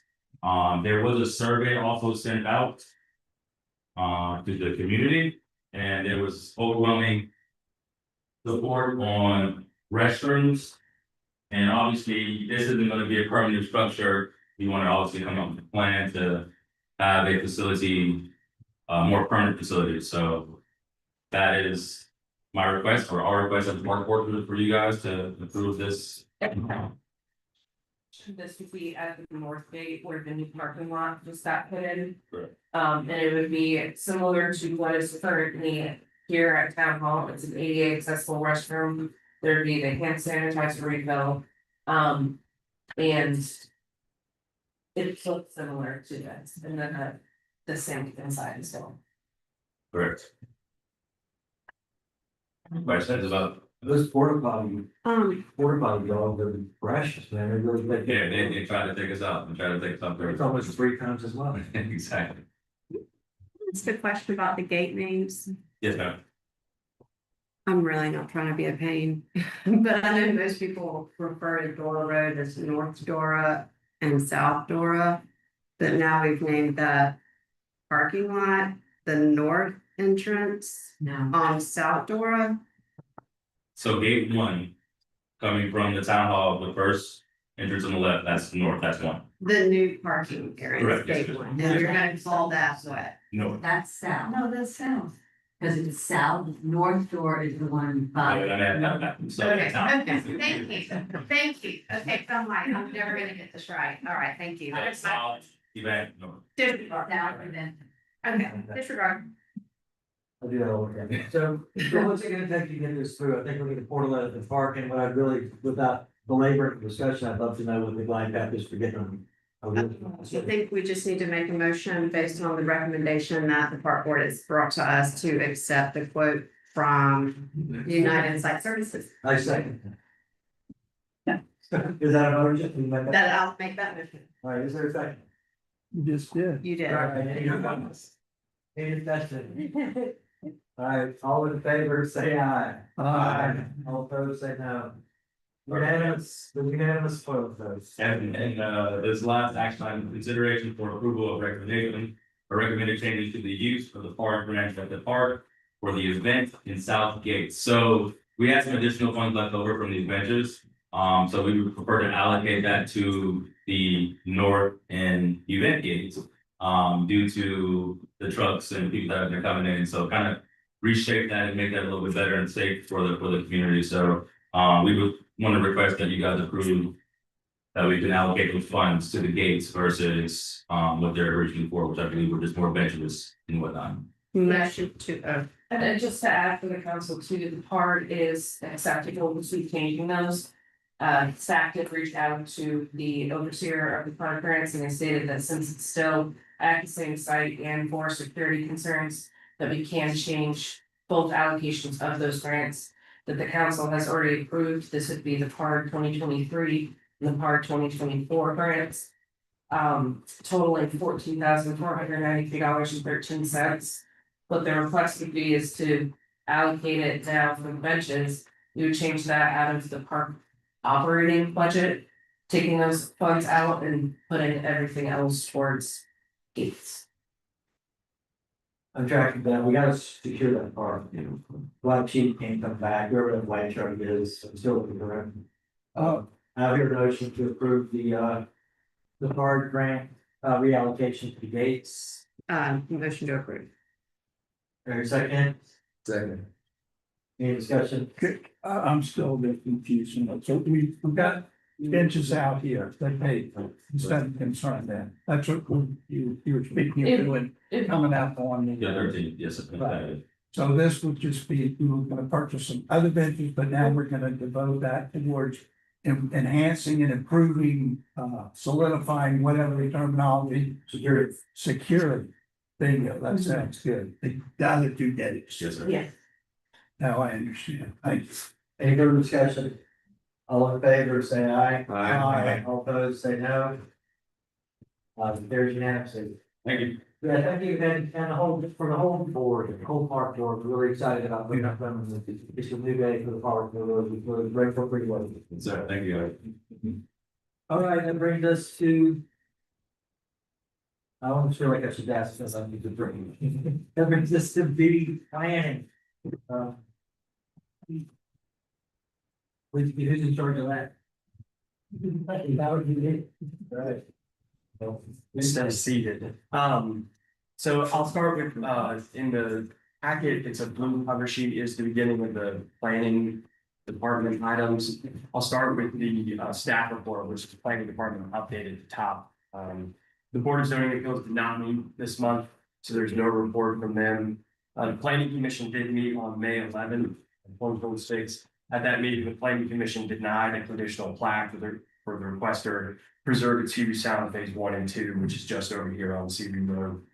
The planning commission also recommended the adoption of ordinance 2026-22 with no amendments, which is the prohibition to the plan development section of the ordinance. Planning commission is set to meet next Monday. The planning commission is working on the zoning districts as recommended by the future land use map from the comprehensive plan. Other than that, the planning department issued 11 zoning permits during May. Staff previously provided town council with a comprehensive review of planning department activities, and that revised report is included in the packet tonight. One brief thing I did want to touch on from that report, if you scroll over, its planning department memorandum at the top. There was a request about the approximate housing units within town. And I've outlined this in this report. So very quickly from 2000 to 2020, approximately 206 new housing units were added through annexation or construction. From data collected in the comprehensive plan based on the 2020 census data, the town approximately had, 734 housing units. Based on census data from 2024, in 4 years, there was approximately net gain of 84 homes for an approximate total of 818 housing units. Based on a review of towns issued permits for the past 2 years, we have seen an additional 176 housing units, the majority being from new construction from large subdivisions. So in essence, since 2020, the town has added an additional 260 units. So from 2020, or excuse me, from 2000 to 2020, we added 260, and then the past 6 years, we've also added 260. So it took us 20 years to add 260. And then it took us how many years to add another 266? Where So where it did take 20 years, just took 6. Correct, and between two development projects, we'll see approximately 174 new homes within the next year. So extrapolate that. So what used to take 20 years. It is likely going to take 2 years. And then what once took 6 years took 2 years. Correct. Yeah, and then after that, there's approximately 339 homes on slate that either have site-specific development plans previously approved or a vested right to proceed through the moratorium. That has been provided to you all via email before, and then a hard copy tonight, and staff is more than happy to talk about it in depth at a separate meeting board tonight. I know it's the first time you may have seen it or looked at it, but there's a lot that's gone on, and staff have also provided different aspects and needs that have been analyzed through not only my time, but also Kia's time in the planning department that we could utilize to make things more efficient for the residents in the community as they come for zoning permits, for use permits, for any interaction that they have with the planning department as far as questions and concerns as well. Did you find where it was, Mr. Kroger? Did you find that paragraph? Yes, I did, and if you allow me just to make a comment, that you. Very redundant, it would be very helpful if all documents produced by the town, including page numbers. Page numbers. Is there any good news now? Like that, like that started with the statistic you just shared with us on this road and the lack of protection of the rural character of our town is set forth in our comprehensive plan. I didn't like receive that as good news. Is there, what you got, give me something good for the plan. So I will say, I did do an analysis on the total acreage of 12 large developments that have been approved. Across all 12, the net density is 1 unit per acre. So, the recommendation for the residential zoning district change meets with the, growth that we've seen net, upon acreage. That's a good try. Wait a minute. Let's celebrate the available one. Well, maybe not. You say density.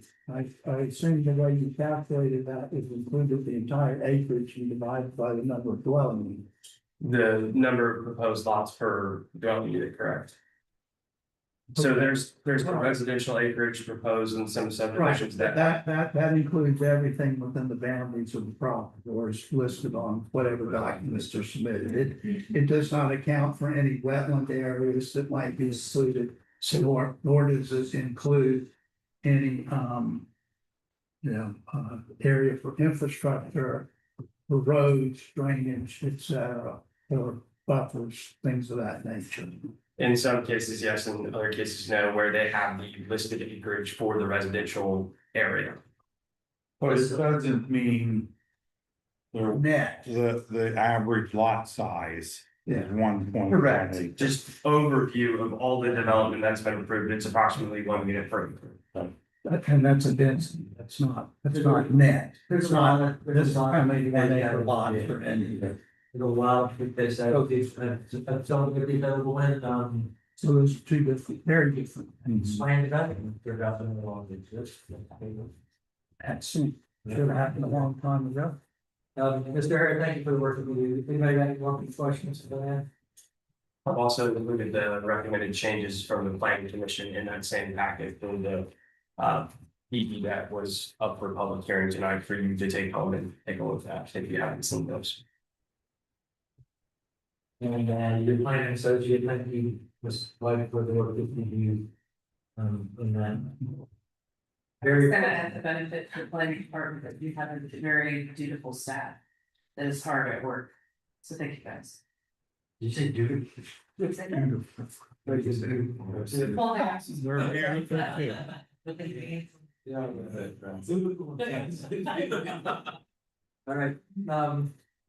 All right, municipal government is a group effort, it is a group sport. All right, town administrator report.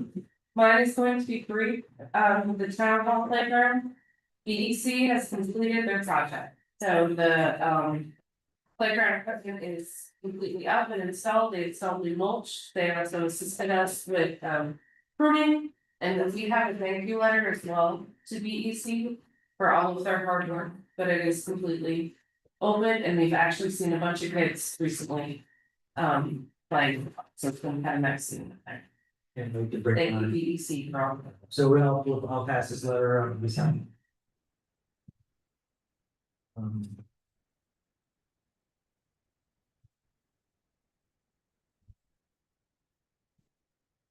So I guess. That's all I've had, because most of it, of the report is based on the ordinances there for each one.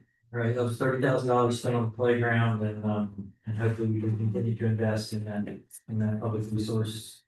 Let's see, that gets us to number 14. Council report.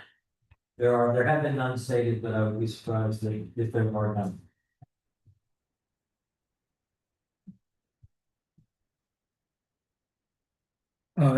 I'd like to speak to that issue. Jesus. Thank you. Yes, sir. What's this is that? I already spoke to the matter of, financial statements and the water. I also met with, Ms. Watkins on May 18th. To go over the as yet unresolved, issues, outstanding issues with the, goals and objectives for her performance evaluation. We had a productive 2-hour meeting. There's been a lot going on since. We had a long agenda tonight, but what I think needs to happen going forward is, you took notes, I took some notes. I don't type well. I don't have the resources that the town hall has. If you could render what we discussed in writing to bring to council for your consideration, our consideration, because we have to vote on it to make those official part of the goals and objectives. And, whether or not that occurs, by way of a special meeting or at the next council meeting, however that shakes out, but it needs to occur and it needs to be in an open session. I also wanted just to say that I'm gonna be out of the country on the 23rd of this month through the 7th of July. It'll be the first council meeting I've missed since I was elected in seats. But anyway, so I am a little bit chagrined that there's nothing in here about housing. And we need to address some issues there. Whether or not that's done by way of an agenda item in an open meeting at a regular council meeting or a special meeting, or through an executive session, either after or before a regularly scheduled council meeting or something on its own. That needs to be addressed, and we need lawyer advice on what things need to remain confidential and what are open for public knowledge. Because it involves certain protected stuff, not just for the town, but through the federal government. But to the extent that is lawfully possible, I think our citizens deserve a right to be informed of the situation there. So I know Mr. McQuillan's not here. I'll try and get with him how we will go about doing that. But that's an issue that absolutely needs to be addressed. Other question. I'll raise that with him. Okay, that's all I have. Thank you. All right, if you lost your place, we're on number 14, council reports, any further council reports? All right, hearing none, number 15, mayor's report. I wish that I could just say, don't do report, for the sake of time, but that isn't what I had. What I have is, I've heard a lot from the citizens, about the water. And this is what I had for years, what I've been looking into for water.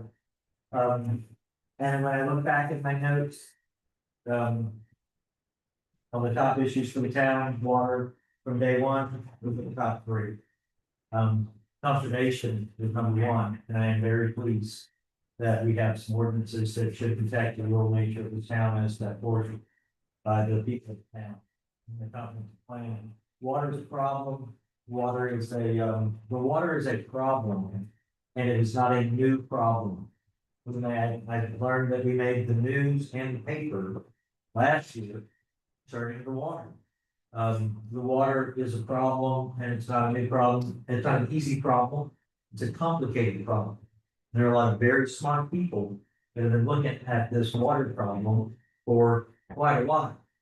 I met one of them today, and he's the guy I sat for 2 hours with my new friend Mickey Seabrook, who designed this water system. And he's a great guy. I'm so pleased to meet him. And I learned some things from Mickey, and we began a relationship. He gave me a book called Aquatic Chemistry. And he's smart like that. And he tried to show me around in this book a little bit. I marked the page, and I won't share too much about that. It does. The problem with our water is a chemistry problem. And the problem with our water, my first concern is the water safe for the people? Right? Is the water safe for people was concern number 1. And I looked into the safety of the water, and I will have to say that there are 2 mechanisms that make sure that the water is safe and consumable. And one of them is an act that's enacted by the Environmental Protection Agency called the Safe Drinking Water Act. And the town is 100% compliant with Safe Drinking Water Act. Legal testing and reporting. So the water is not unsafe to drink. So that should be important to you as well. The other consumer confidence report is required by what we used to know as the Department of Health and Environmental Safety, that's now called the Department of the DES, Department of Environmental Safety, right, so DES, so now DES, services. So we are also completely 100% compliant with the consumer confidence reports, and that's, those reports are made on our website and available at print town hall if you want them. So the water's safe, right? I've had the folks that are disgusted with the smell of the water say the word disgusted in a way that makes it really sound disgusting. And it is, I've received those complaints and I've taken those calls on my phone, and I know that we have to do that. It's unacceptable. So we have to figure out what to do about the water. This is how old the water system is. The public referendum to get it done was only 5 years after the town was invented in 1997. The construction permit to get started on the water was issued on June 18th, 2004. The problem with the water that we have now, and I've got Nikki gave me charts and stuff out of my office to study. But we have a high pH level due to the limestone aquifer that is the Santee Cooper aquifer. It's a good aquifer.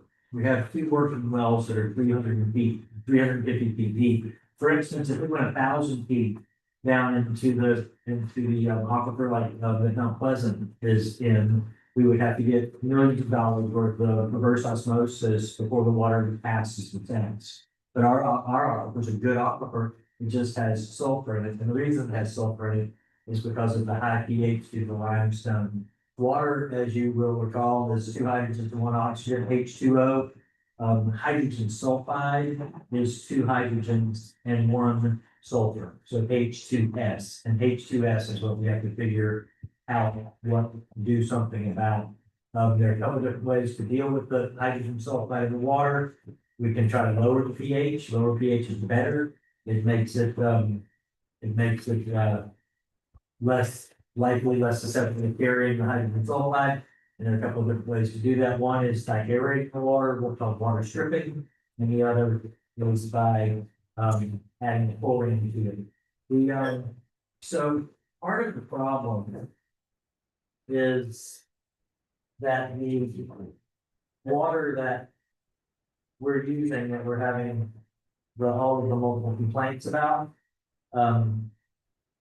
isn't sitting long enough to be affected by the chlorine treatment.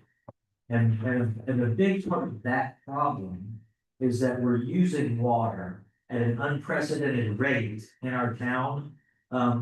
In some cases, I just can't believe that number is right, 180,000 gallons more water per day than we have historically, just going back to 2023 to 2024. There was one day actually reported where we used 230,496 gallons that day. And the reason for this reason that we're using so much water is because of the big water users. And that includes the soccer fields across the street that irrigate not their fields, their fields are synthetic, but they irrigate their surrounding areas that have grass, something like the tune of 50 gallons a minute. And then we have our new developments that are in our town. We only have 2 other developments that use irrigation. One, the Hidden Ponds Nursery uses some irrigation, that's drip. But there are 2 other neighborhoods. One is Pamlico, and the other is, I think, Hidden Lakes, so that's the one that's up there at 17. And that's imagine 10 gallons a minute watering your lawn times 50 houses. That's a lot of water, right? That's a lot of water to be used at once. And the evacuation of our system for spraying water out to keep the grass alive isn't allowing the chemical to affect the water long enough to dissipate the hydrogen sulfide. So what do you do about that? You do what we did, what was done by our town administration on April 15th, when we sent out a draft letter. A draft letter. So the drought that we experienced this spring was the driest spring in this region of the world for something like 132 years, right? So if you're out there, where's the owl? And you're sending me emails that say it's worse than it's ever been, you're right.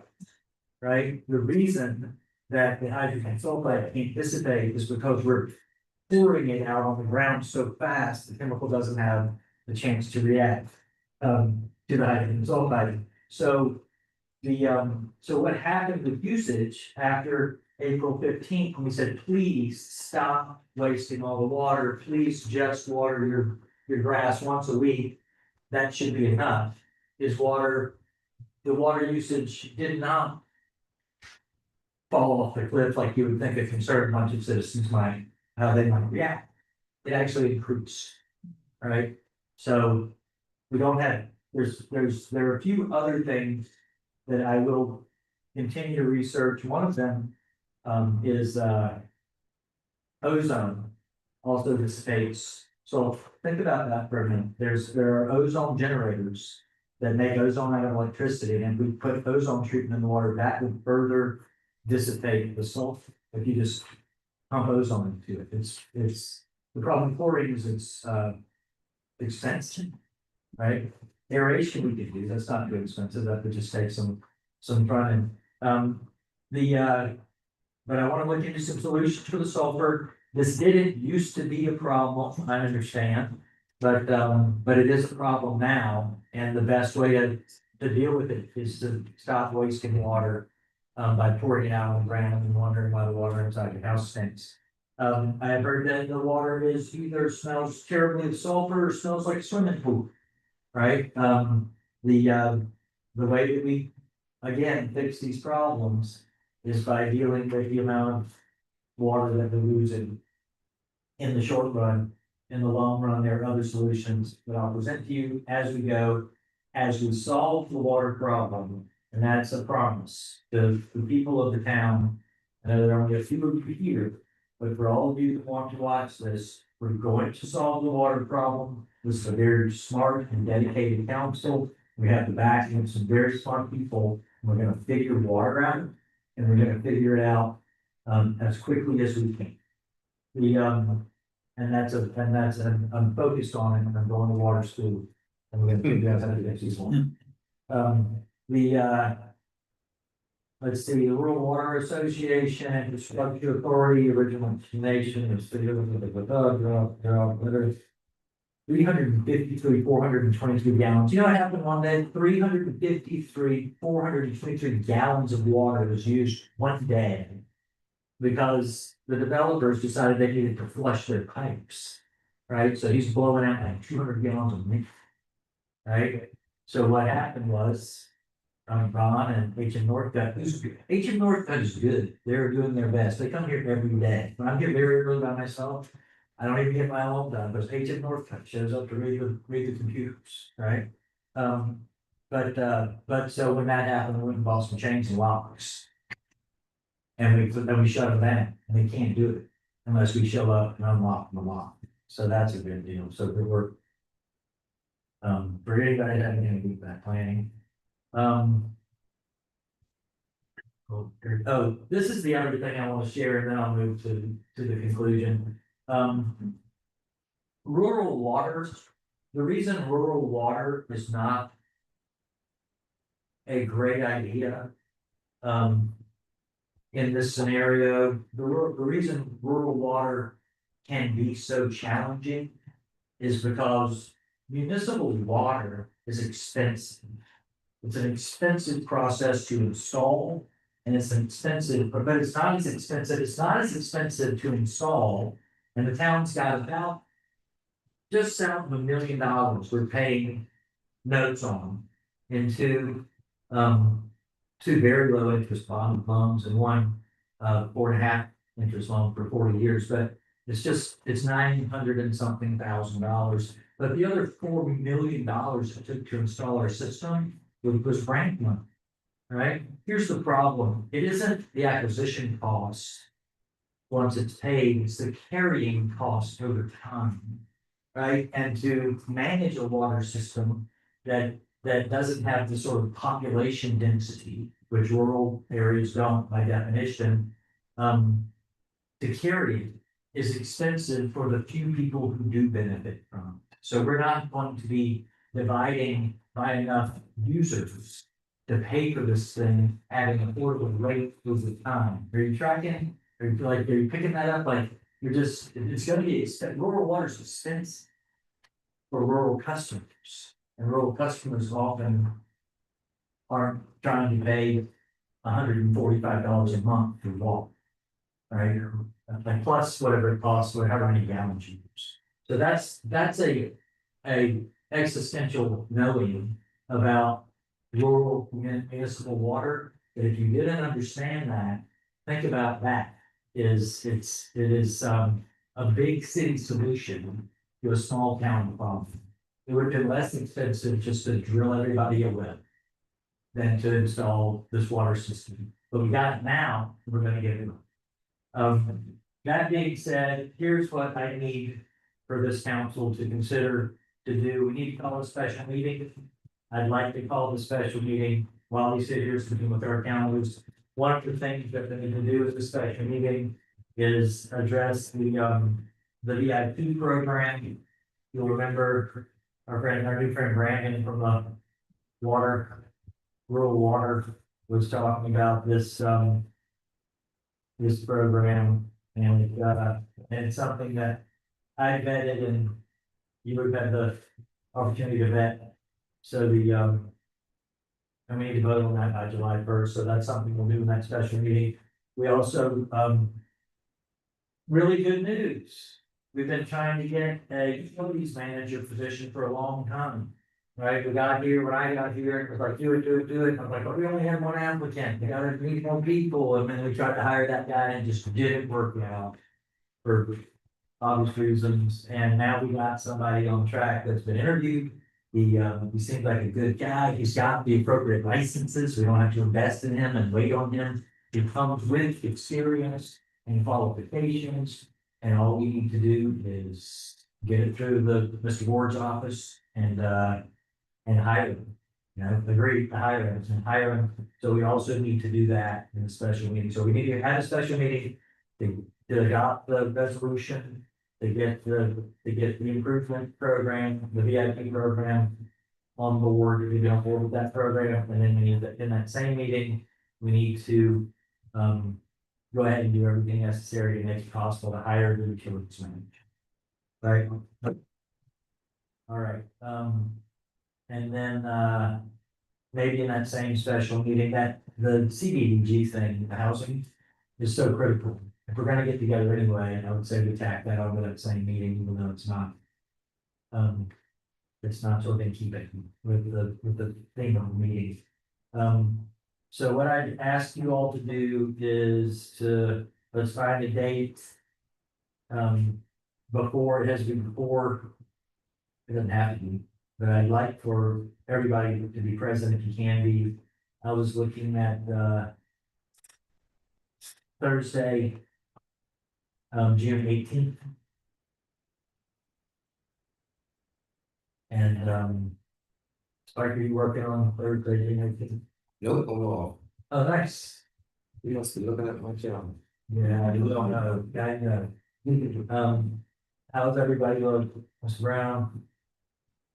Can you be more specific with the time?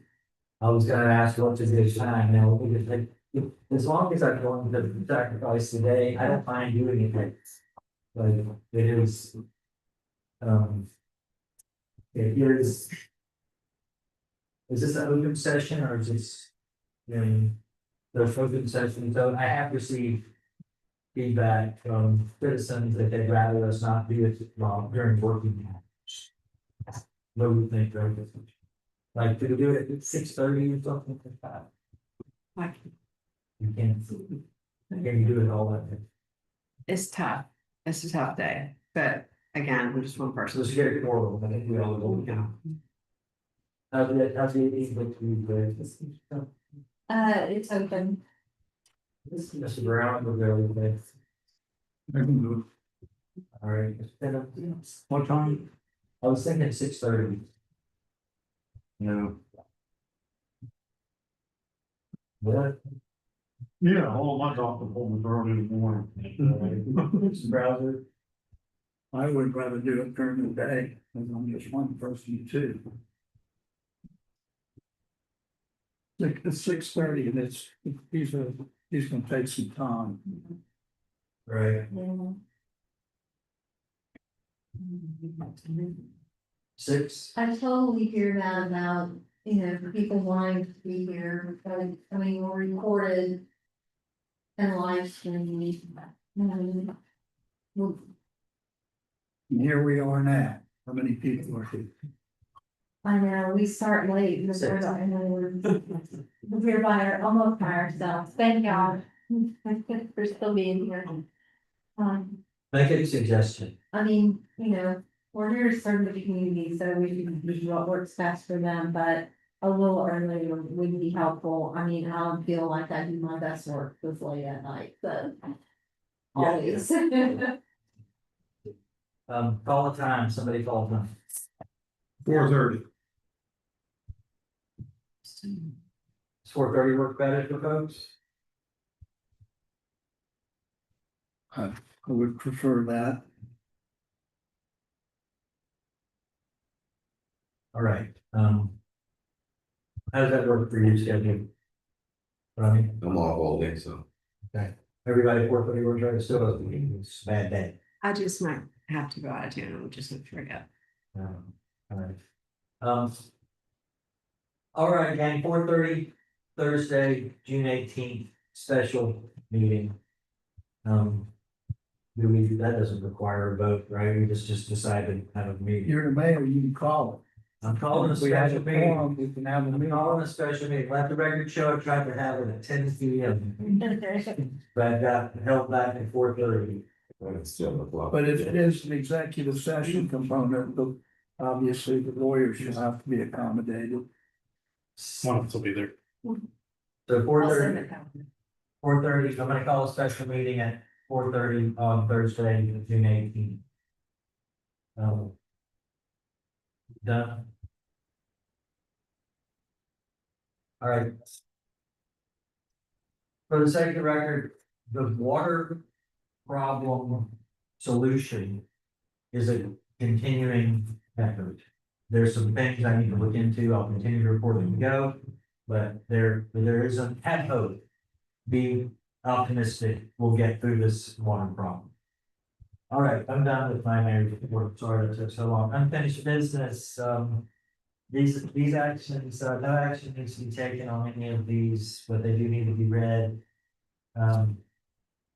Ordinance 2025-45, an ordinance for text amendment to an existing plan development on wall storage identified by TMS 661-00-00-029.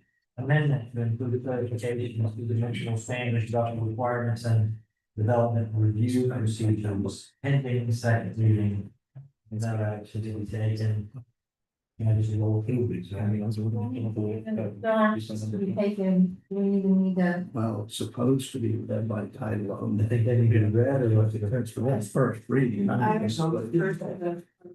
believe they still need to be read into the record that they are still unfinished business items, but there's no action to be taken, is that correct? That's correct, yeah, it's been noticed of no action being taken, so, but it'd be safe to just still, well, really, they're not up for a reading, so technically they don't need to be read in their entirety, yes. So you get it? Yes, I'm good. All right, so B, ordinance 2026-04 is here, C, ordinance 2026-07 is here, D, ordinance 2026-17. E, ordinance 2026-18. Ooh, we're all the way. And then ordinance 2026-19, no action pending planning commission recommendation. So that brings us to number 17, ordinances. and ordinances for second reading. Does the record need to reflect that Mr. Gasper took a break? It doesn't, but I can make that. All right, so that, it should reflect when people leave and come back. yes. So these next, 7 items will require a vote. Item number 1 is, so because it's ordinances for second reading, which is always tied to a vote, is remember ordinance. 2026-08 annexation ordinance using the 100% petition method of tax map number 26900000059 Broom Straw Hill Road. Motion to approve. I hear a second. Second. Discussion. Hearing none, we'll call the vote. All in favor, say aye. Aye. All opposed, say nay. Passes unanimously. Number 2, ordinance 2026-14, an ordinance to repeal and replace chapter 34, finance and revenue for the town of Ollendale, South Carolina. Motion to approve. Sorry, I'm sorry. Do I hear a second? Second. Any discussion? I will add for the record, as we were looking to Councilman Krauser's comment earlier in the meeting. There is a section for sole, professional services procurement. And that is section 2.2-625 C(2). And it was a typo where it states that, contracts for procurement of professional services are exempt from the provisions of this ordinance. Such contracts may be negotiated on a fee basis rather than competitive bidding, subject to the limitations contained in section 2-602D1. And it says town council twice. It should have said the procurement officer or town administrator shall have the authority to approve professional service contracts with a value of less than $50,000. All other professional service contracts shall be approved by the town council. That was the only record, what was that, Joe? What was it number? So that was. I know those ordinances quite lengthy. No, just give me the section number again. 2-625 subsection C, little subsection 2, professional services. It had town council twice. So subject to the limitations contained in section 2-602B1. It should have said procurement officer or town administrator shall have the authority to approve professional service contracts with a value of less than $50,000. All other professional service contracts shall be approved by the town council. Is that a typo or is that an error that needs to be corrected by way of the motion? Is it? Needs to be correct, my motion. Yeah, I agree. It's not a typo, because the typo doesn't mean spell a word. All right, where do we stand with this thing? There's been a motion to approve it and a second. Yes. I move to amend the primary motion to approve this document in the fashion just described by our town administrator. It's a good lot of words. Yes. Second. Any discussion on the motion to amend? And in current ordinances, even though I read it to the record after the vote, I will still reread it because every single amendment needs to be. Yeah. You're ready to get. No, I do. Do you want me to do it now or after the vote? I think do it now. Yeah. Okay, so as amended, so everything else. Is still saying the same, but perfects. Sections 2-625 subsection C, little section 2, professional services shall now read. Contracts for the procurement of professional services are exempt from provisions of this ordinance. Such contracts shall be negotiated on a fee basis rather than competitive bidding. Subject to the limitations contained in section 2-602 D(I). The procurement officer or town administrator shall have the authority to approve professional service contracts with a value of less than $50,000. All other professional service contracts shall be approved by the town council. Any further discussion on the amendment of the motion on the floor? Hearing none, I'll call the vote. All in favor, say aye. Aye. All opposed, say nay. Let me call the vote on the. The way that Councilor Krauser's motion was, is it was to approve the ordinance with the amendment as just stated. So we don't need to go back and let's breathe. No. That's bad. Okay, great. All right, It passed second reading. That's a- ordinance 2026 15, ordinance to amend chapter 30, general provision.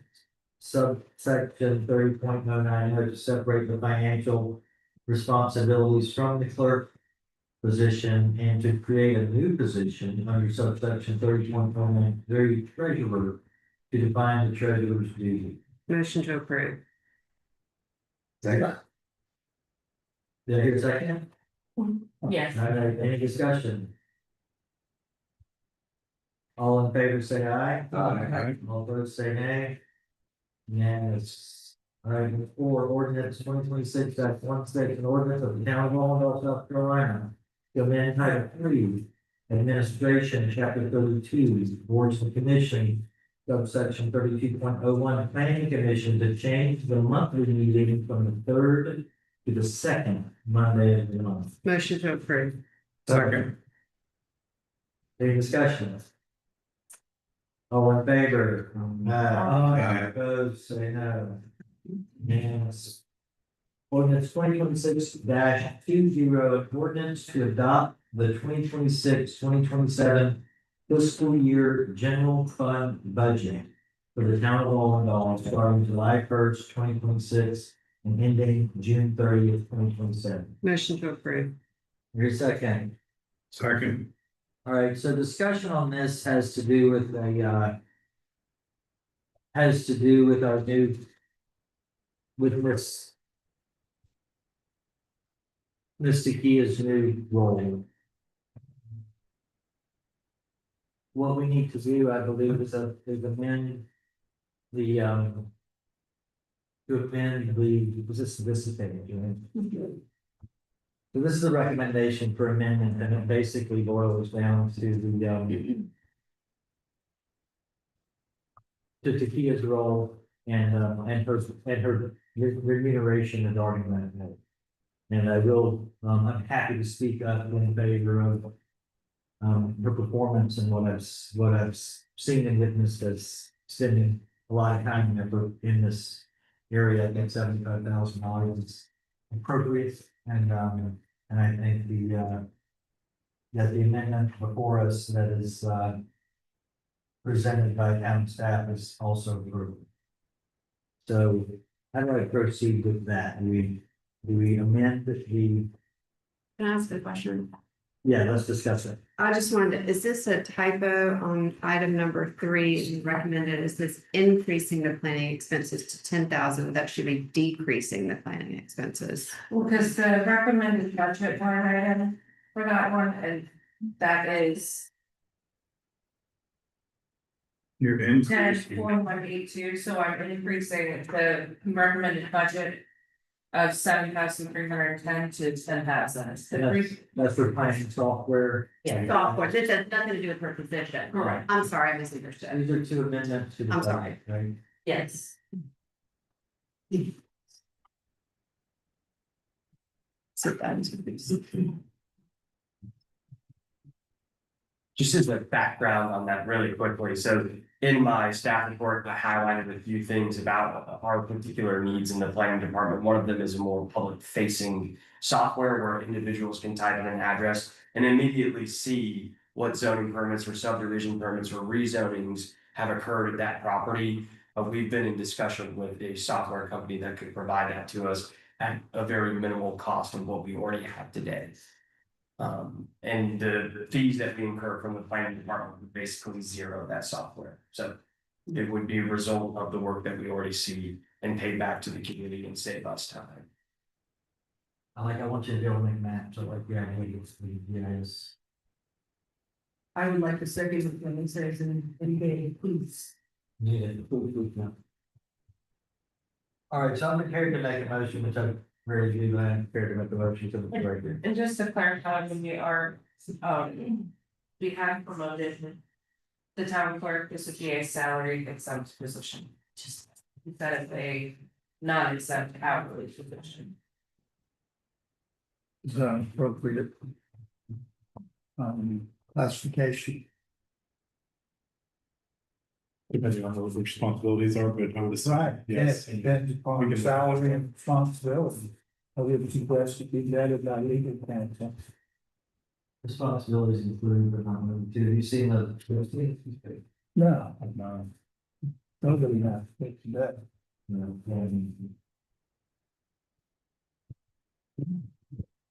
what's it like, I don't know, I really ever understood the idea, you guys know, about what is it? In order, you know. I mean, I'm not an employment expert, but you know, exempt versus non-exempt is really as to whether you're subject to the Fair Labor Act, Standards Act, and to be exempt, you have to meet certain threshold qualifications. Again, I'm not a employment. Salary threshold, isn't it? It's a salary threshold and it's a job responsibility requirement. And it's put in place to protect employees from being erroneously classified as exempt when they should be hourly and subject to receiving overtime pay. So it's a method to protect the employees. Yes. Yeah, I do know, but after reading over the responsibilities that sort of erroneous, perform other duties as assigned is there, but I don't know if as a attorney to go over this, I'd love to get this vote on, and we can continue to take this. Yeah. I don't know, there's not an issue with that and, you know, on its face, other duties assigned, so long as those other duties are within the overall scope of the job responsibilities. Typically pertains to whether or not you supervise other people and whether or not the actions that you perform on behalf of the organization.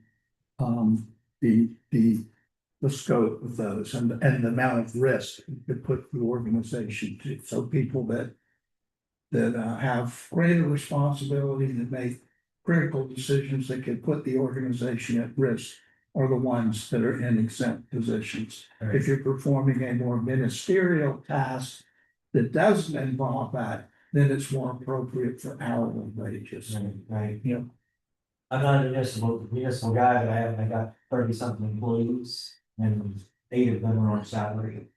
And if I had to call it from my experience, I would say the work that I see you doing is salary position 1. And she's like, when I look at it, she takes work home, she's working, she stays with the job's done, and all of that stuff. And I don't know how that fits into the municipal melee that makes everything so dang difficult. it's the same in private sector and public sector. Correct. It's a federal standard. Um, So you may be misclassifying your employees. well, the key employees that make my machine run Yeah. are on salary because. Well, you won't run into any trouble unless some of them are disgruntled and sue you. They're that, no, they love their job because they get paid living wages and they have benefits and they know. That's all. What, Dialing us back to the. Thank you, subject Grace. at yeah, hand. we have an ordinance, okay, ordinance 2026-20. It's supposed to be amended. We need to read the amendment verbatim. What I see here is a memo. Or recommended amendment, I mean, but I don't see where it fits into an ordinance form. Well, typically you read a verbatim when we're talking about text changes, since this is a amendment to the budget. I mean, it's not it's a. Okay. I think that the motion as proposed down below would satisfy that requirement. So the proper motion would just reference this exhibit A. The reference the exhibit A, and The- the budget and line items that are included in it. Okay. I'd like It's me. to make a motion to amend the 2026-2027 general fund budget as follows. Remove the allocated amount for the line item 10-4185, planning clerk, increase the budgeted amount of line item 10-4121, town clerk to $75,000, increase the budgeted amount for line item 10-4182 to $10,000 and increase the budget amount for line item 10-4700 reserve fund to $69,554.64. Second. Any further discussion? All in Yes, favor? yes. Okay. Very briefly. I just want to point out that it could very well be that this budget could be amended in the future because we have at least the issue of the housing stuff and how that's going to be treated and so it could involve an amendment, but there's no need to hold off on it now. We just need to be cognizant that it could happen. That's important. The budget can be changed through amendment process and we know how that goes with first reading, public hearing, second reading, and vote. So we can amend the budget. All in favor, say aye. Aye. All opposed, say nay. Unanimous. Congratulations. For the amendment. Yeah, for the amendment. No, not We're budget. still discussing the budget. All right, any further discussion on ordinance 2026-20? Yes, Ms.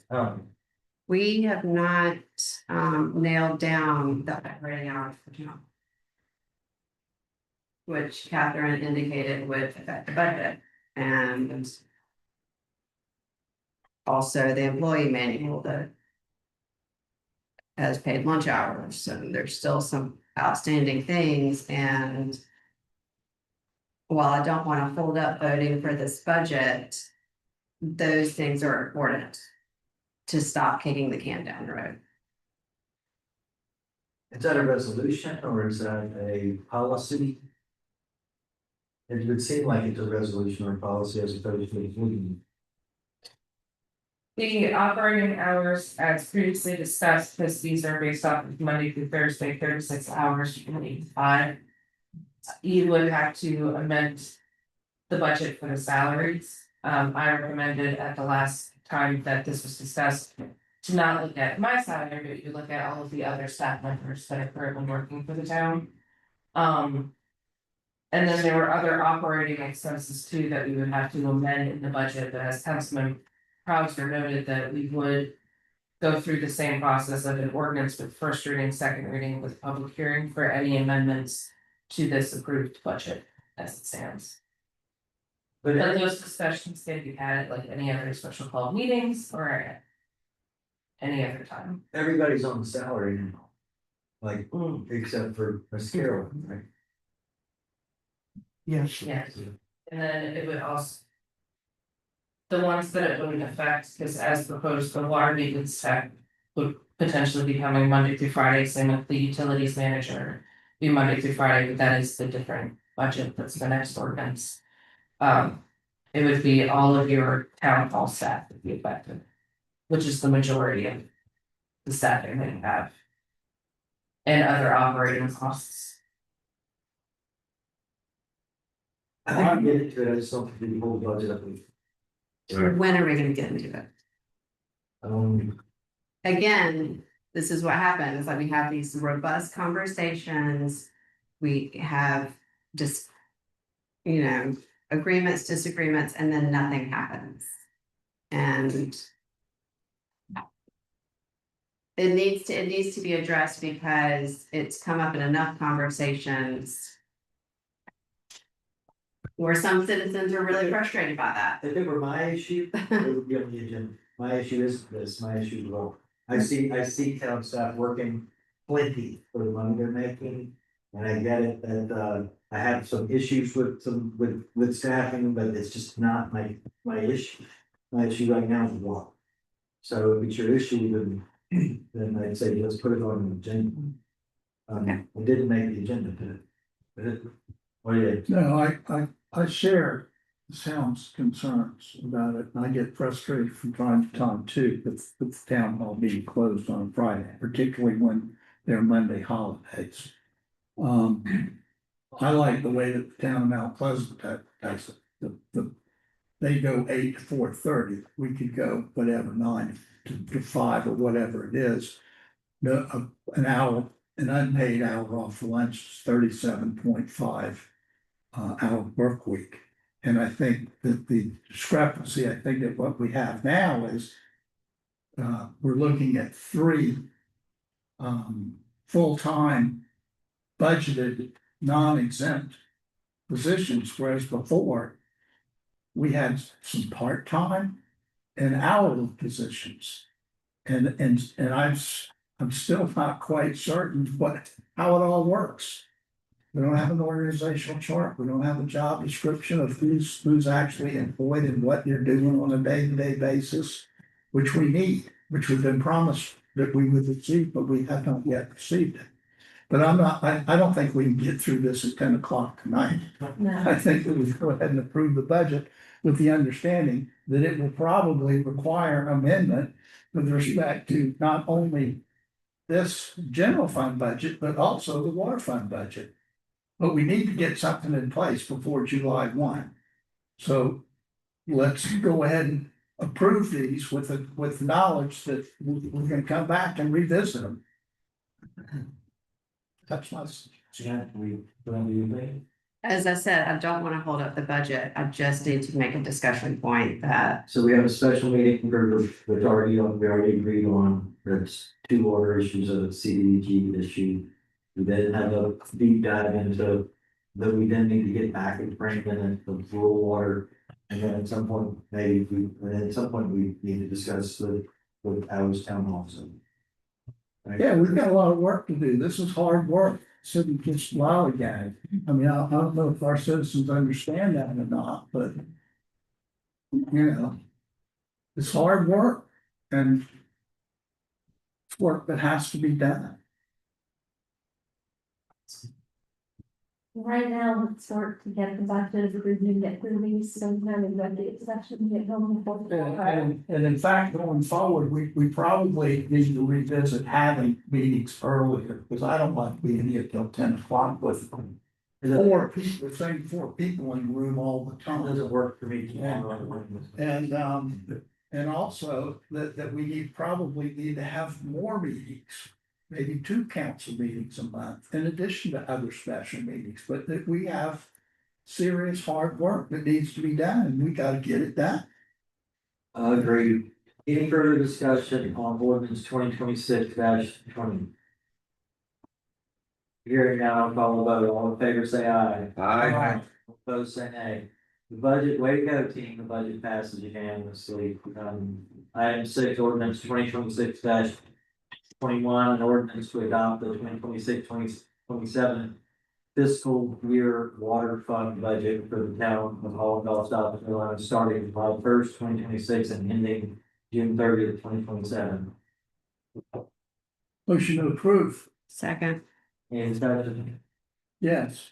Same discussion, that this may very well be subject to change, but we need to have a budget approved by July 1. Agreed. Any further discussion? All in favor, say aye. Aye. All opposed, say no. Right, unanimous. Item 7, ordinance 2026-22. In order to the town of Allendale, South Carolina, to amend title 15 land use chapter 153 zoning and code plan development division of the code of the town of Allendale, South Carolina, by amending effective 1/5/2020. Hey, mate. The 153.045 and repealing section 153.046 through 153.050 thereto. And repealing any and all references to plan development within chapter 153 zoning code. motion, Second. Any discussion? All in favor, say aye. Aye. All opposed, say nay. So, here, unanimously, we didn't skip a, got that earlier. Executive session and I'll take motion to go to executive. For the stated purposes Yeah, you did that. executive session reports of South Carolina Code 30/4-70A2. Discuss matters covered by attorney-client privilege concerning pending litigation.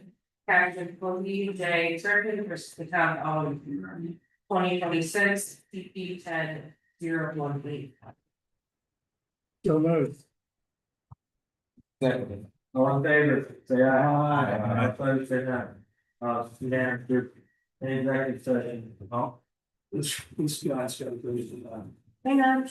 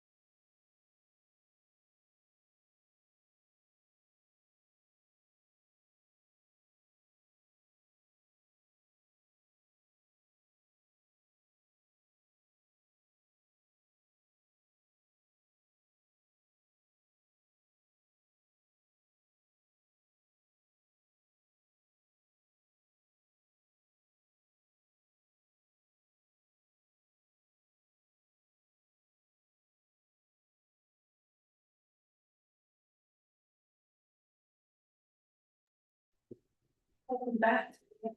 Back on the